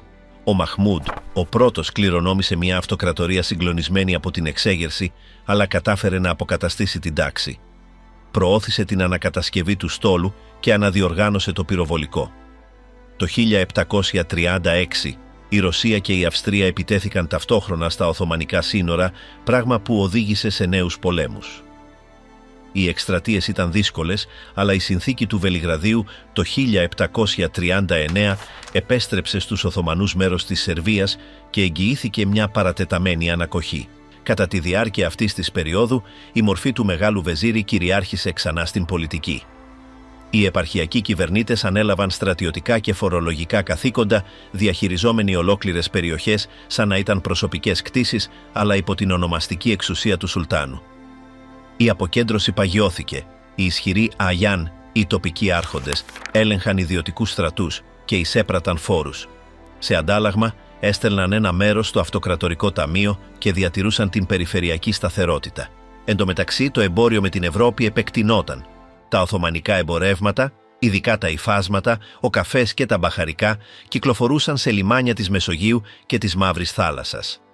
Οι ευρωπαϊκές δυνάμεις αύξησαν την επιρροή τους μέσω συνθηκών που τους παραχωρούσαν φορολογικά και νομικά προνόμια. Σε πόλεις όπως η Σμύρνη ή το Χαλέπι, Γάλλοι και Άγγλοι έμποροι ίδρυσαν προξενία και εμπορικούς σταθμούς. Η οικονομία ενσωματωνόταν όλο και περισσότερο στα κυκλώματα του παγκόσμιου εμπορίου. Στον θρησκευτικό τομέα, οι ουλεμάδες διατήρησαν το κύρος τους, αλλά ο πολιτικός τους ρόλος μειώθηκε. Οι πιο σημαντικές αποφάσεις προέρχονταν από τον Ντιβάνι και τους βεζίριδες. Η διοίκηση έγινε πιο γραφειοκρατική και εξαρτημένη από τους γραφείς και τους λογιστές. Ο στρατός, αν και πολυάριθμος, είχε γίνει δαπανηρός και αναποτελεσματικός. Οι προσπάθειες μεταρρύθμισης του συνάντησαν την αντίσταση των γενιτσάρων, οι οποίοι διατηρούσαν κληρονομικά προνόμια. Γύρω στα μέσα του 18ου αιώνα, η εσωτερική ισορροπία διατηρούνταν μέσω σιωπηρών συμφωνιών. Οι επαρχίες απολάμβαναν ευρείας αυτονομίας, οι φατρίες της Κωνσταντινούπολης μοιράζονταν την εξουσία και η αυτοκρατορία στηριζόταν περισσότερο στην αδράνεια παρά στην πρωτοβουλία. Το στρατιωτικό μεγαλείο των προηγούμενων αιώνων είχε περάσει αντικατασταθέν από ένα σύστημα πραγματιστικής διοίκησης. Το 1740, υπό τη βασιλεία του Μαχμούντ του πρώτου, υπογράφηκαν νέες συμφωνίες με τη Γαλλία που επέκτηναν τα εμπορικά προνόμια και επιβεβαίωσαν την οικονομική εξάρτηση έναντι της Ευρώπης. Οι διπλωματικές σχέσεις εντάθηκαν, αλλά αποκάλυψαν επίσης την τεχνική και στρατιωτική υστέρηση έναντι των δυτικών δυνάμεων. Με τον θάνατο του Μαχμούντ του πρώτου το 1754, ο διάδοχος του Οσμάν ο τρίτος κληρονόμησε ένα κράτος σταθερό στην εμφάνιση, αλλά εύθραυστο στη δομή του. Οι μεταρρυθμίσεις είχαν ανακόψει την κατάρρευση χωρίς να λύσουν τα υποκείμενα προβλήματα. Η αυτοκρατορία δεν επεκτηνόταν πλέον, αναζητούσε να διατηρήσει τη θέση της μεταξύ των ευρωπαϊκών βασιλείων μέσω διαπραγματεύσεων και προσαρμογών. Μεταξύ του 1650 και του 1750 η Οθωμανική Αυτοκρατορία πέρασε από την κρίση σε μια εποχή προσαρμογής. Οι διοικητικές μεταρρυθμίσεις, οι εκστρατείες ανοικοδόμησης και το διπλωματικό άνοιγμα χρησίμευσαν για τη διατήρηση της ενότητας. Ωστόσο, η απώλεια εδαφών στην Ευρώπη και η αυξανόμενη ξένη επιρροή αποδείκνυαν ότι η επιτευχθήσα ισορροπία ήταν προσωρινή. Αυτό που υπήρξε μια μηχανή κατάκτησης μετατρεπόταν σε ένα κράτος που μάθαινε να επιβιώνει σε έναν κόσμο που άλλαζε γρήγορα. Κυρίαρχες επαρχίες και οι απαρχές της πολιτικής αλλαγής. Στο δεύτερο μισό του 18ου αιώνα, η Οθωμανική Αυτοκρατορία συνέχιζε να είναι μια εκτεταμένη δομή, αλλά ο αποτελεσματικός έλεγχός της είχε μετατοπιστεί προς τις επαρχίες. Από το παλάτι του Τόπκαπι, οι Σουλτάνοι διατηρούσαν την εμφάνιση της εξουσίας, αν και η πραγματική δύναμη ανήκε στους μεγάλους βεζίριδες και στους περιφερειακούς άρχοντες. Ο Μαχμούντ ο πρώτος, ο Όσμαν ο τρίτος και ο Μουστάφα ο τρίτος διαδέχθηκαν στον θρόνο κατά τη διάρκεια αυτών των ετών, προσπαθώντας να εξισορροπήσουν την εσωτερική σταθερότητα με την πίεση των ευρωπαϊκών δυνάμεων που κέρδιζαν επιρροή στα Βαλκάνια και τη Μεσόγειο. Το σύστημα των Αγιάν, των επαρχιακών αρχηγών, παγιώθηκε ως βάση της τοπικής διοίκησης. Ήταν ισχυρές οικογένειες που εισέπραταν φόρους, διατηρούσαν πολιτοφυλακές και εγγυόνταν την τάξη με αντάλλαγμα την αυτονομία. Στην Ανατολία, τη Συρία και τα Βαλκάνια, πολλοί κυβερνήτες ενεργούσαν ως περιφερειακοί πρίγκιπες, στέλνοντας στο Αυτοκρατορικό Ταμείο μόνο ένα μέρος των εσόδων. Στα μέσα του 18ου αιώνα, αυτό το δίκτυο αποκεντρωμένης εξουσίας υποστήριζε την καθημερινή λειτουργία της αυτοκρατορίας, αλλά ταυτόχρονα περιόριζε την ικανότητα του κέντρου να επιβάλλει μεταρρυθμίσεις.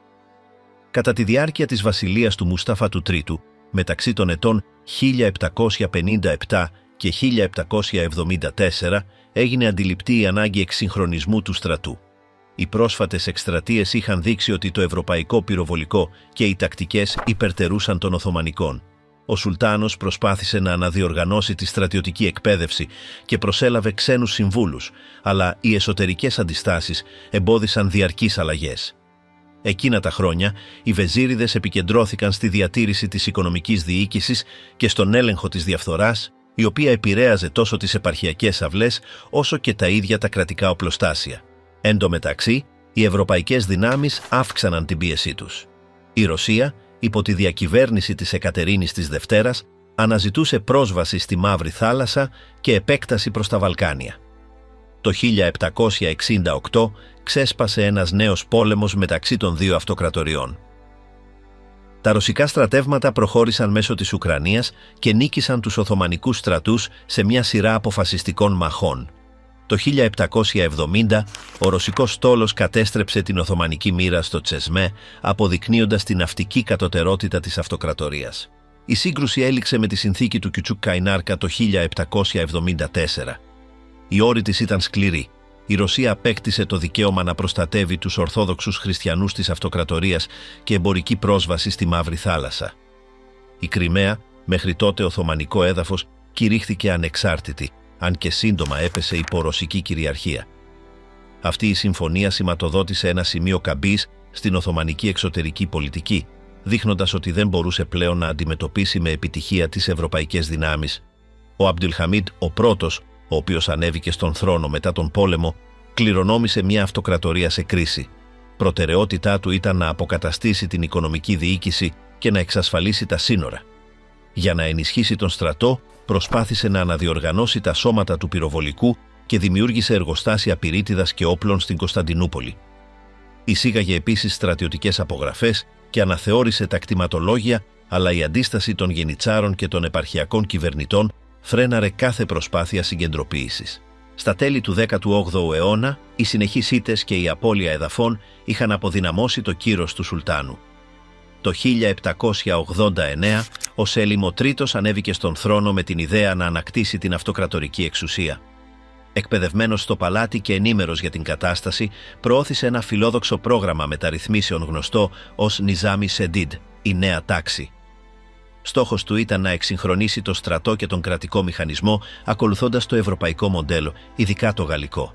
Ο Σελίμ δημιούργησε νέες μονάδες πεζικού εκπαιδευμένες από ξένους εκπαιδευτές, εγκατέστησε στρατιωτικές ακαδημίες και διέταξε την κατασκευή στρατώνων εξοπλισμένων με σύγχρονο πυροβολικό. Μεταρρύθμισε επίσης το φορολογικό σύστημα για να χρηματοδοτήσει αυτά τα έργα, ιδρύοντας ένα ξεχωριστό ταμείο που ονομάστηκε Ιράτ ι Τσεντίντ. Οι μόνιμες πρεσβείες στο Λονδίνο, το Παρίσι και τη Βιέννη άρχισαν να στέλνουν εκθέσεις σχετικά με τεχνικές και πολιτικές καινοτομίες. Ωστόσο, η αντίθεση ήταν άμεση. Οι γενίτσαροι, που έβλεπαν να κινδυνεύουν τα προνόμια τους, ενώθηκαν με συντηρητικούς τομείς της διοίκησης και με τον κλήρο. Κατά τα πρώτα χρόνια, οι μεταρρυθμίσεις προχώρησαν με δυσκολία. Το 1791, η συνθήκη του Σύστοβα έβαλε τέλος στον πόλεμο με την Αυστρία, αλλά λίγο αργότερα η Ρωσία επανέλαβε τις εχθροπραξίες. Ο Σελίμ προσπάθησε να ενισχύσει τον στόλο και να βελτιώσει τις άμυνες του Δούναβη, αν και οι πόροι ήταν ανεπαρκείς. Οι επαρχίες συνέχιζαν να ενεργούν με αυτονομία και οι Αγιάν διατηρούσαν δικούς τους στρατούς. Ένας από αυτούς, ο Τεπεντελέν Λιαλή Πάσα των Ιωαννίνων, έφτασε να κυβερνά την Αλβανία και μέρος της Ελλάδας ως ένα ανεξάρτητο κράτος στην πράξη, διατηρώντας ονομαστική πίστη στον Σουλτάνο. Η κρίση επιδεινώθηκε στην Αίγυπτο. Το 1798 τα γαλλικά στρατεύματα υπό την ηγεσία του Ναπολέοντα Βοναπάρτη εισέβαλαν στη χώρα, νικώντας τους Μαμελούκους και καταλαμβάνοντας το Κάιρο. Η ευρωπαϊκή προέλαση σε οθωμανικό έδαφος ανησύχησε την Κωνσταντινούπολη.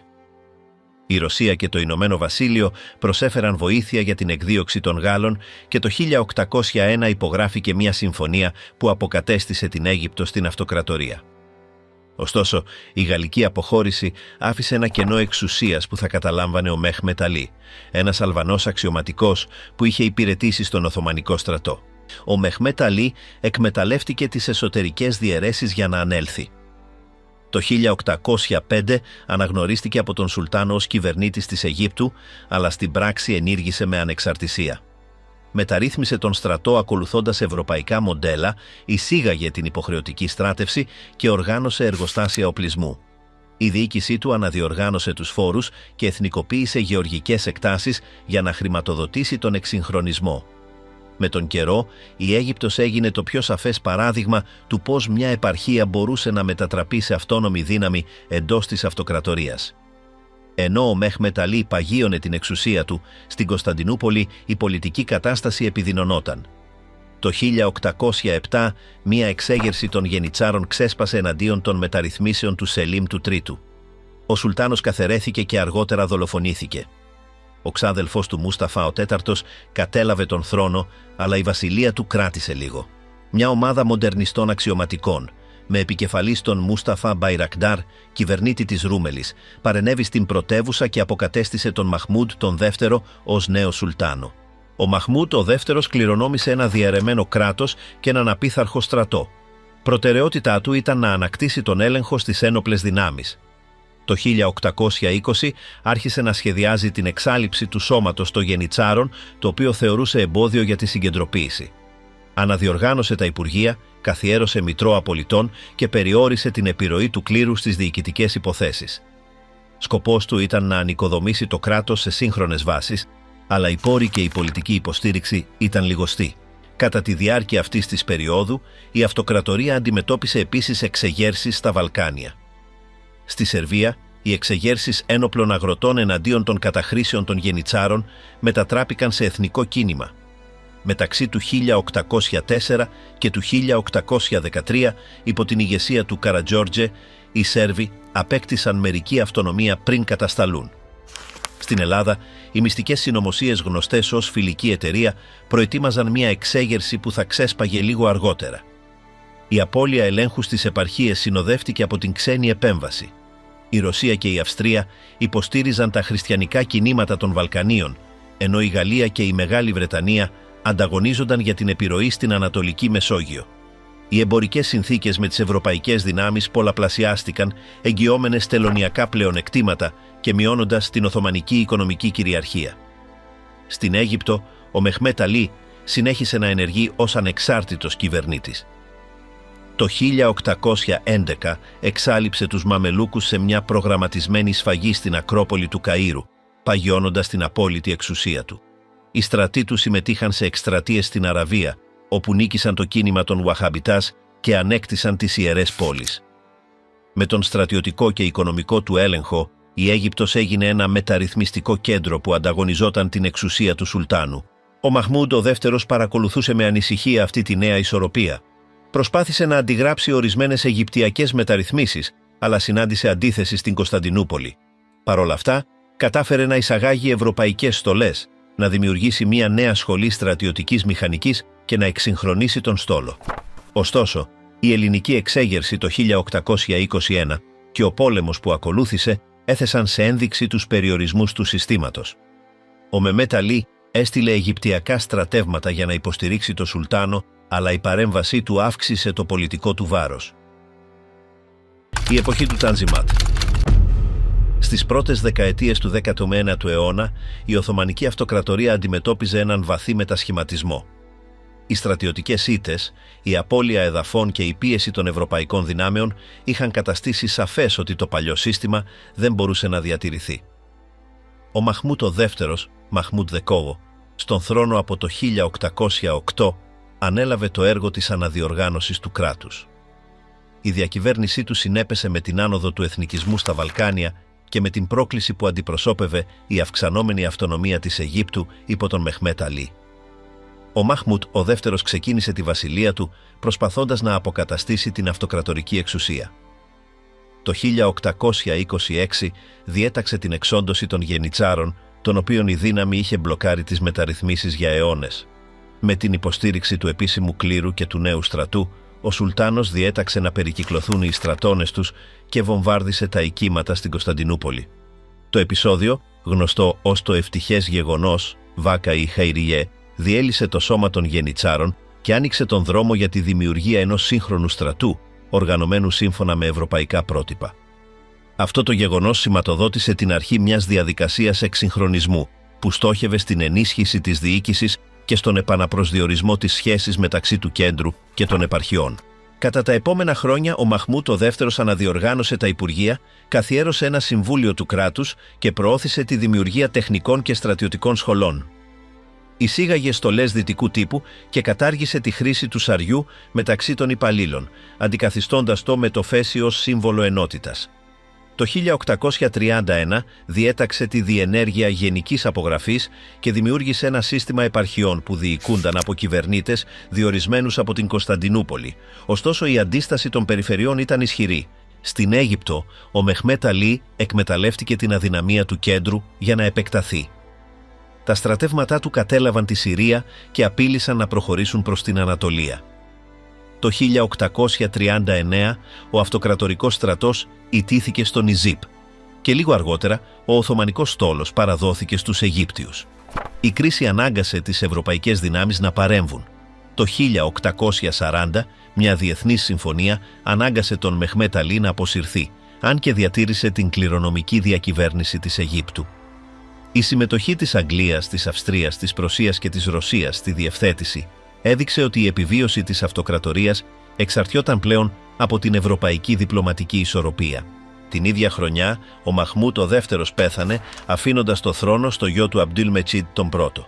Κατά τους πρώτους μήνες της βασιλείας του, ο νεαρός Σουλτάνος ανακήρυξε ένα διάταγμα που έγινε σύμβολο της νέας εποχής. Το Χάτι Σερίφ του Γκιουλχανέ, Χάτι Σερίφι Γκιουλχανέ, γνωστό ως Τανζιμάτ, διαβασμένο στους κήπους του παλατιού από τον Υπουργό Εξωτερικών Μουσταφά Αρεσίτ Πασά, υποσχόταν προσωπική ασφάλεια, ισότητα ενώπιον του νόμου και δίκαιη διοίκηση για όλους τους υπηκόους, χωρίς διάκριση θρησκείας. Επίσης, εγγυόταν την ιδιωτική ιδιοκτησία και την τακτική εισπράξη φόρων. Το Τανζιμάτ στόχευε στη μεταρρύθμιση της αυτοκρατορίας εκ θεμελίων. Από το 1839 προωθήθηκαν νέοι νόμοι, σχολεία και υπουργεία. Οι υπάλληλοι έπρεπε να εκπαιδεύονται στη νεοσύστατη σχολή διοίκησης, όπου μάθαιναν γαλλικά και λογιστική. Συντάχθηκαν αστικοί και ποινικοί κώδικες εμπνευσμένοι από ευρωπαϊκά πρότυπα. Η δικαιοσύνη οργανώθηκε σε μεικτά δικαστήρια για μουσουλμάνους και μη μουσουλμάνους. Αυτά τα μέτρα στόχευαν στη δημιουργία ενός κεντρικού κράτους, ικανού να ενσωματωθεί στο διεθνές σύστημα. Κατά τα επόμενα χρόνια, οι Ρεσίτ Πασάς, Αλή Πασάς και Φουάτ Πασάς έγιναν οι κύριοι αρχιτέκτονες των μεταρρυθμίσεων. Η πολιτική τους βασιζόταν στον εξυγχρονισμό χωρίς ρήξη με την Ισλαμική παράδοση. Ο στρατός αναδιοργανώθηκε με ξένους εκπαιδευτές, επεκτάθηκε το δίκτυο τηλεγράφων και βελτιώθηκε η υποδομή λιμανιών και δρόμων. Η πρωτεύουσα μεταμορφώθηκε, άνοιξαν λεωφόροι, χτίστηκαν υπουργεία και εισήχθησαν επίσημα τυπογραφεία. Στο διεθνές επίπεδο, η αυτοκρατορία διατήρησε μια αμφίσιμη θέση. Το 1853 ξέσπασε ο Κρημαϊκός πόλεμος μεταξύ της Ρωσίας και μιας συμμαχίας αποτελούμενης από την Οθωμανική Αυτοκρατορία, τη Γαλλία και τη Μεγάλη Βρετανία. Οι σύμμαχοι επεδίωκαν να αναχαιτήσουν τη ρωσική επέκταση στη Μαύρη Θάλασσα. Τα Οθωμανικά στρατεύματα συμμετείχαν στις εκστρατείες της Σεβαστούπολης και έλαβαν τεχνική και οικονομική υποστήριξη από την Ευρώπη. Η νίκη, που επισφραγίστηκε το 1856, έδωσε στους Οθωμανούς μια σύντομη ανάπαυλα. Την ίδια χρονιά, ο Αμπντούλ Μετζίντ δημοσίευσε το Χάτι Χιουμαγιούν, ένα νέο διάταγμα που επέκτηνε τις εγγυήσεις του Τανζιμάτ. Καθιέρωνε την πλήρη ισότητα δικαιωμάτων μεταξύ μουσουλμάνων και μη μουσουλμάνων, επέτρεπε την είσοδο χριστιανών στη διοίκηση και προέβλεπε την κατασκευή σχολείων και νοσοκομείων σε όλες τις επαρχίες. Ωστόσο, οι μεταρρυθμίσεις δημιούργησαν εντάσεις. Στο εσωτερικό, οι ουλεμάδες και οι θρησκευτικοί ηγέτες έβλεπαν σε αυτές μία απειλή για τον Ισλαμικό νόμο. Στα Βαλκάνια, οι χριστιανικοί πληθυσμοί απαιτούσαν μεγαλύτερη αυτονομία. Ο Κρημαϊκός πόλεμος άφησε επίσης ένα μεγάλο χρέος. Για τη χρηματοδότηση του εξυγχρονισμού, το κράτος συνήψε δάνεια με ευρωπαϊκές τράπεζες. Η οικονομική εξάρτηση έγινε ένα χρόνιο πρόβλημα. Καθώς προχωρούσε η δεκαετία του 1860, τα φορολογικά έσοδα δεν επαρκούσαν για να καλύψουν τους τόκους του χρέους, γεγονός που περιόρισε την ικανότητα της κυβέρνησης να συνεχίσει τις μεταρρυθμίσεις. Το 1861, ο Αμπντουλμεσίτ πέθανε και τον διαδέχθηκε ο αδελφός του Αμπντουλαζίζ. Η βασιλεία του διατήρησε τον μεταρρυθμιστικό προσανατολισμό, αν και ο αρχικός ενθουσιασμός άρχισε να φθήνει. Εξυγχρονίστηκε το πολεμικό ναυτικό, επεκτάθηκαν οι σιδηρόδρομοι και ιδρύθηκαν κρατικές τράπεζες. Ο στρατός έλαβε νέες στολές και ιδρύθηκαν στρατιωτικές ακαδημίες στην πρωτεύουσα. Το 1867, ο Σουλτάνος πραγματοποίησε ένα ταξίδι στην Ευρώπη, επισκεπτόμενος το Παρίσι, το Λονδίνο και τη Βιέννη, το πρώτο ενός Οθωμανού μονάρχη στη Δύση. Η διοικητική συγκεντρωποίηση συνέχισε να προχωρά. Δημιουργήθηκαν τα επαρχιακά συμβούλια, αποτελούμενα από τοπικούς αξιωματούχους που έπρεπε να συνεργάζονται με τους κυβερνήτες. Ωστόσο, στην πράξη αυτά τα όργανα ενίσχυσαν την επιρροή των περιφερειακών ελίτ. Στον Λίβανο, τη Βοσνία και τη Βουλγαρία, οι μεταρρυθμίσεις δεν απέτρεψαν τις συγκρούσεις μεταξύ των κοινοτήτων. Οι ξένες δυνάμεις εκμεταλλεύτηκαν αυτές τις διαφορές για να αυξήσουν την παρέμβασή τους με το πρόσχημα της προστασίας των θρησκευτικών μειονοτήτων.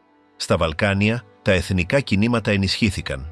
Το 1860, η εξέγερση των Δρούζων στον Λίβανο και οι σφαγές χριστιανών στη Δαμασκό έδειξαν την ευθραυστότητα του αυτοκρατορικού ελέγχου.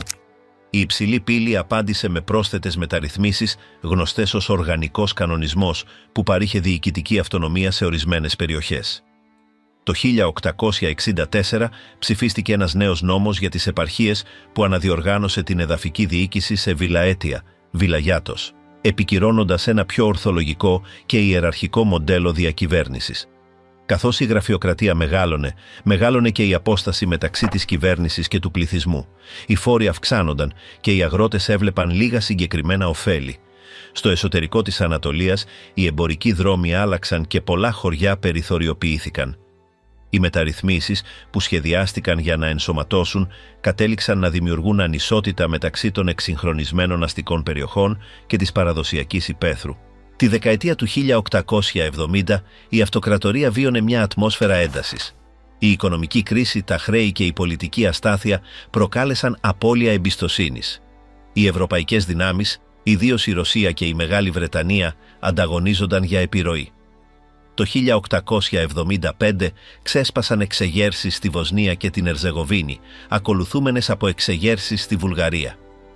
Η Οθωμανική καταστολή προκάλεσε διεθνή αγανάκτηση και χρησιμεύσε ως πρόσχημα για ξένη επέμβαση. Στην πρωτεύουσα, μια νέα ομάδα διανοουμένων και υπαλλήλων, γνωστή ως Νεότουρκοι, Γιώβενες Οτομάνος, άρχισε να απαιτεί ένα σύνταγμα.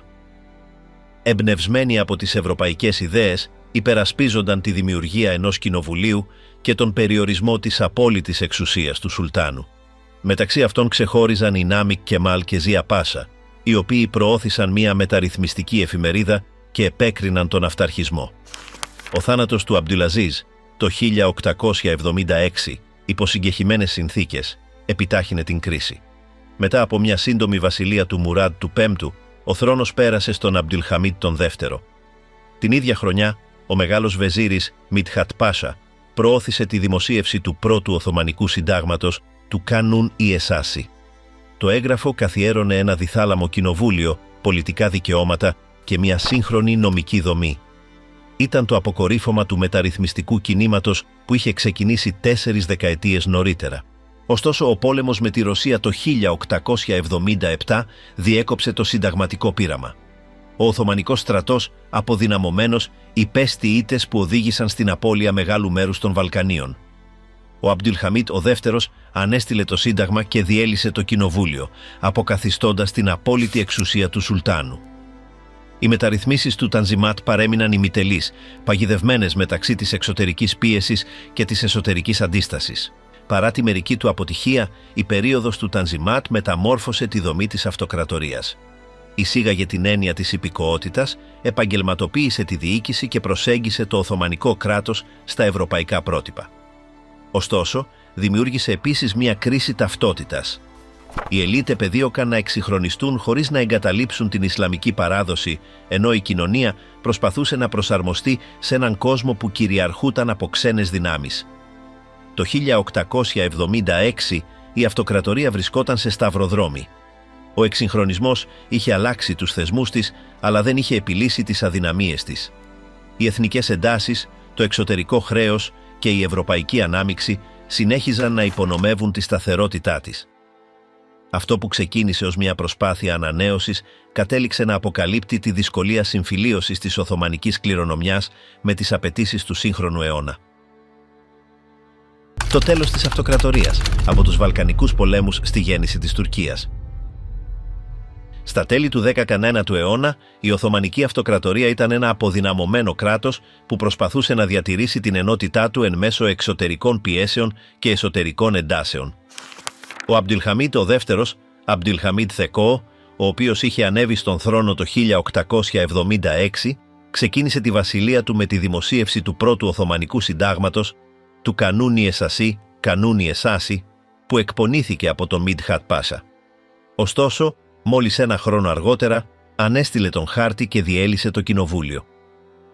Ο Σουλτάνος υποστήριξε ότι ο πόλεμος με τη Ρωσία απαιτούσε μια συγκεντρωτική εξουσία και από τότε κυβέρνησε με προσωπική εξουσία, ελέγχοντας τους υπουργούς του και τον τύπο μέσω ενός εκτεταμένου δικτύου λογοκρισίας και κατασκοπίας.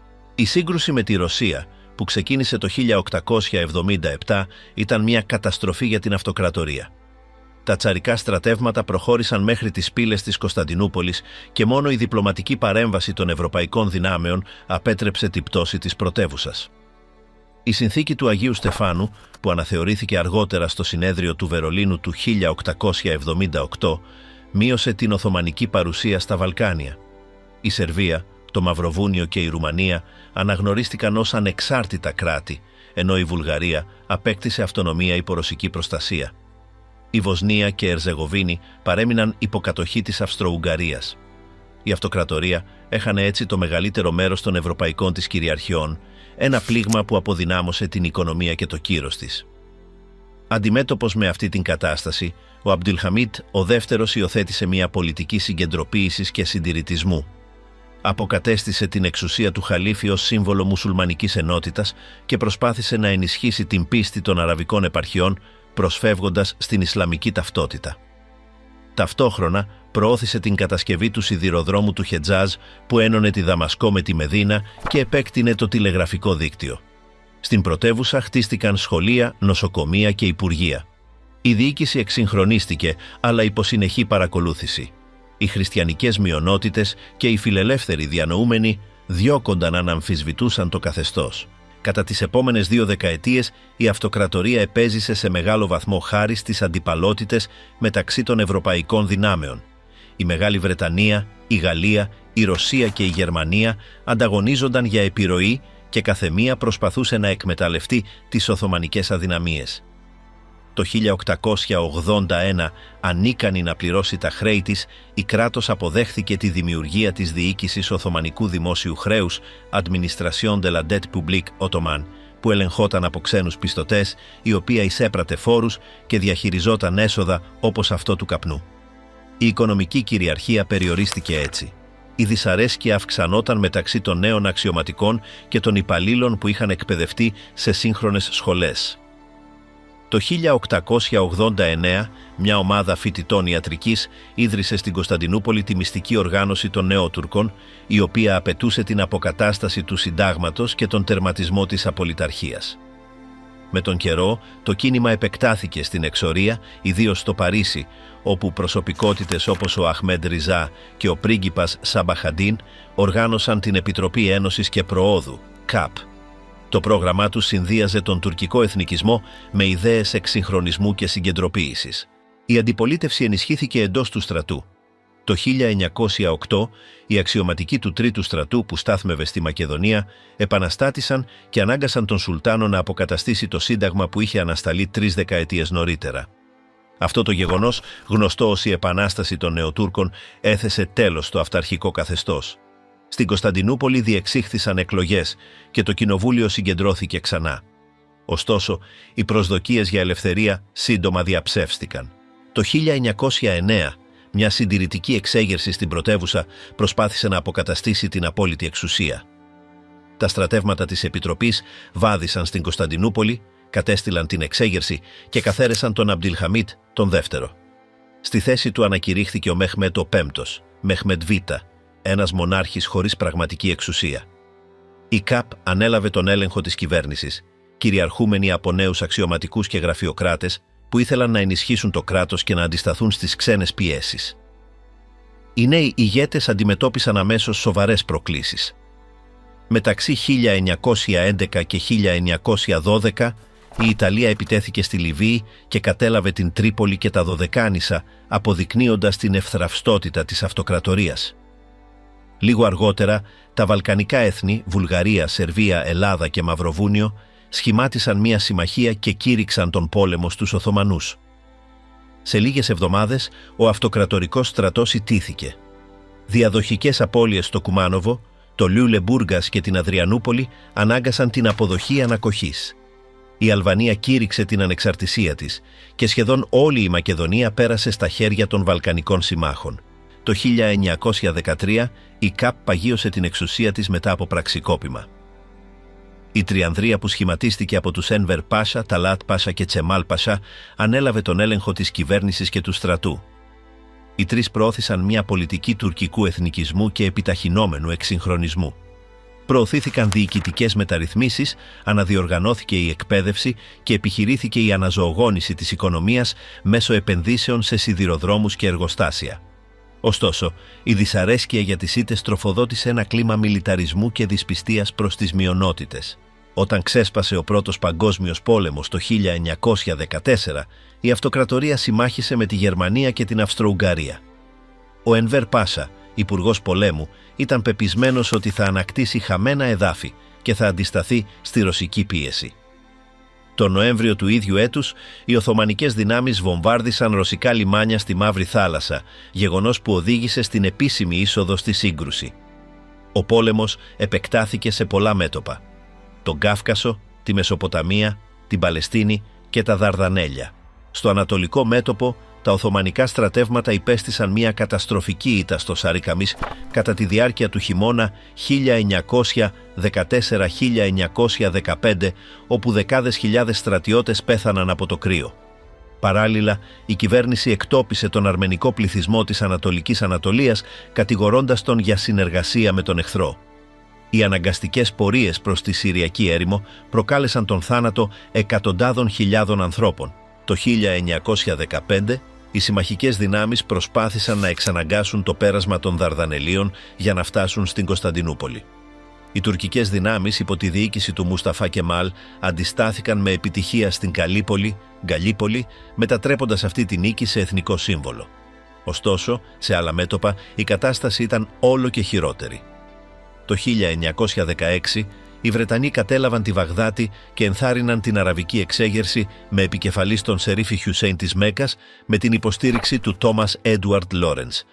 Το αραβικό κίνημα επεκτάθηκε στη Συρία και την Παλαιστίνη, αποδυναμώνοντας ακόμη περισσότερο τον Οθωμανικό έλεγχο. Παρά κάποιες αρχικές προόδους, η συμμαχία με τη Γερμανία κατέληξε σε ήττα. Το 1918 ο Οθωμανικός στρατός ήταν εξαντλημένος και ο άμαχος πληθυσμός υπέφερε από πείνα και επιδημίες. Τον Οκτώβριο του ίδιου έτους, η κυβέρνηση υπέγραψε την ανακοχή του Μούδρου, η οποία έθεσε τέλος στον πόλεμο και επέτρεψε τη συμμαχική κατοχή στρατηγικών σημείων συμπεριλαμβανομένης της Κωνσταντινούπολης. Λίγο αργότερα, οι ηγέτες της Τριανδρίας διέφυγαν στο εξωτερικό. Με τη λήξη του πολέμου ξεκίνησε μια αποφασιστική περίοδος για την Οθωμανική μοίρα. Από το 1919, οι συμμαχικές δυνάμεις ξεκίνησαν τη διανομή της αυτοκρατορίας. Η Συνθήκη των Σευρών, που υπογράφηκε το 1920, επισημοποίησε τον κατακερματισμό της Ανατολίας σε ζώνες υπό ξένο έλεγχο. Η Ελλάδα πήρε τη Σμύρνη, η Γαλλία την Κιλικία και το Ηνωμένο Βασίλειο εξασφάλισε τη Μεσοποταμία και την Παλαιστίνη, ενώ στην Ανατολή αναγνωρίστηκε ένα εφήμερο αρμενικό κράτος. Αυτές οι επιβολές πυροδότησαν μια εθνικιστική αντίδραση που θα μεταμόρφωνε το μέλλον της Τουρκίας. Τον Μάιο του 1919, ο Μουστάφα Κεμάλ, ένας στρατηγός σεβαστός για τον ρόλο του στην Καλύπολη, στάλθηκε στη Σαμσούντα με την αποστολή να επιβλέψει την αποστράτευση. Αντί να υπακούσει στις εντολές, οργάνωσε ένα κίνημα αντίστασης. Στα συνέδρια του Ερζερούμ και της Σεβάστιας Σίβας, οι επαρχιακοί αντιπρόσωποι διακήρυξαν την υπεράσπιση της κυριαρχίας και της εδαφικής ακεραιότητας. Στην Άγκυρα σχηματίστηκε μια νέα κυβέρνηση, διαχωρισμένη από τον Σουλτάνο. Ο αγώνας για την ανεξαρτησία διήρκεσε μεταξύ 1919 και 1922. Οι εθνικιστικές δυνάμεις αντιμετώπισαν τους Έλληνες στη Δυτική Ανατολία, νικώντας τους στον Σαγκάριο, Σακάρια και στον Ντουμλουπινάρ. Αντιστάθηκαν επίσης στην πίεση των Γάλλων στον Νότο και των Αρμενίων στην Ανατολή. Το κίνημα κατάφερε να ενώσει διάφορες ομάδες κάτω από μια κοινή σημαία, την υπεράσπιση του ανατολικού εδάφους έναντι της ξένης κατοχής. Τον Νοέμβριο του 1922, το Κοινοβούλιο της Άγκυρας κατήργησε το Σουλτανάτο.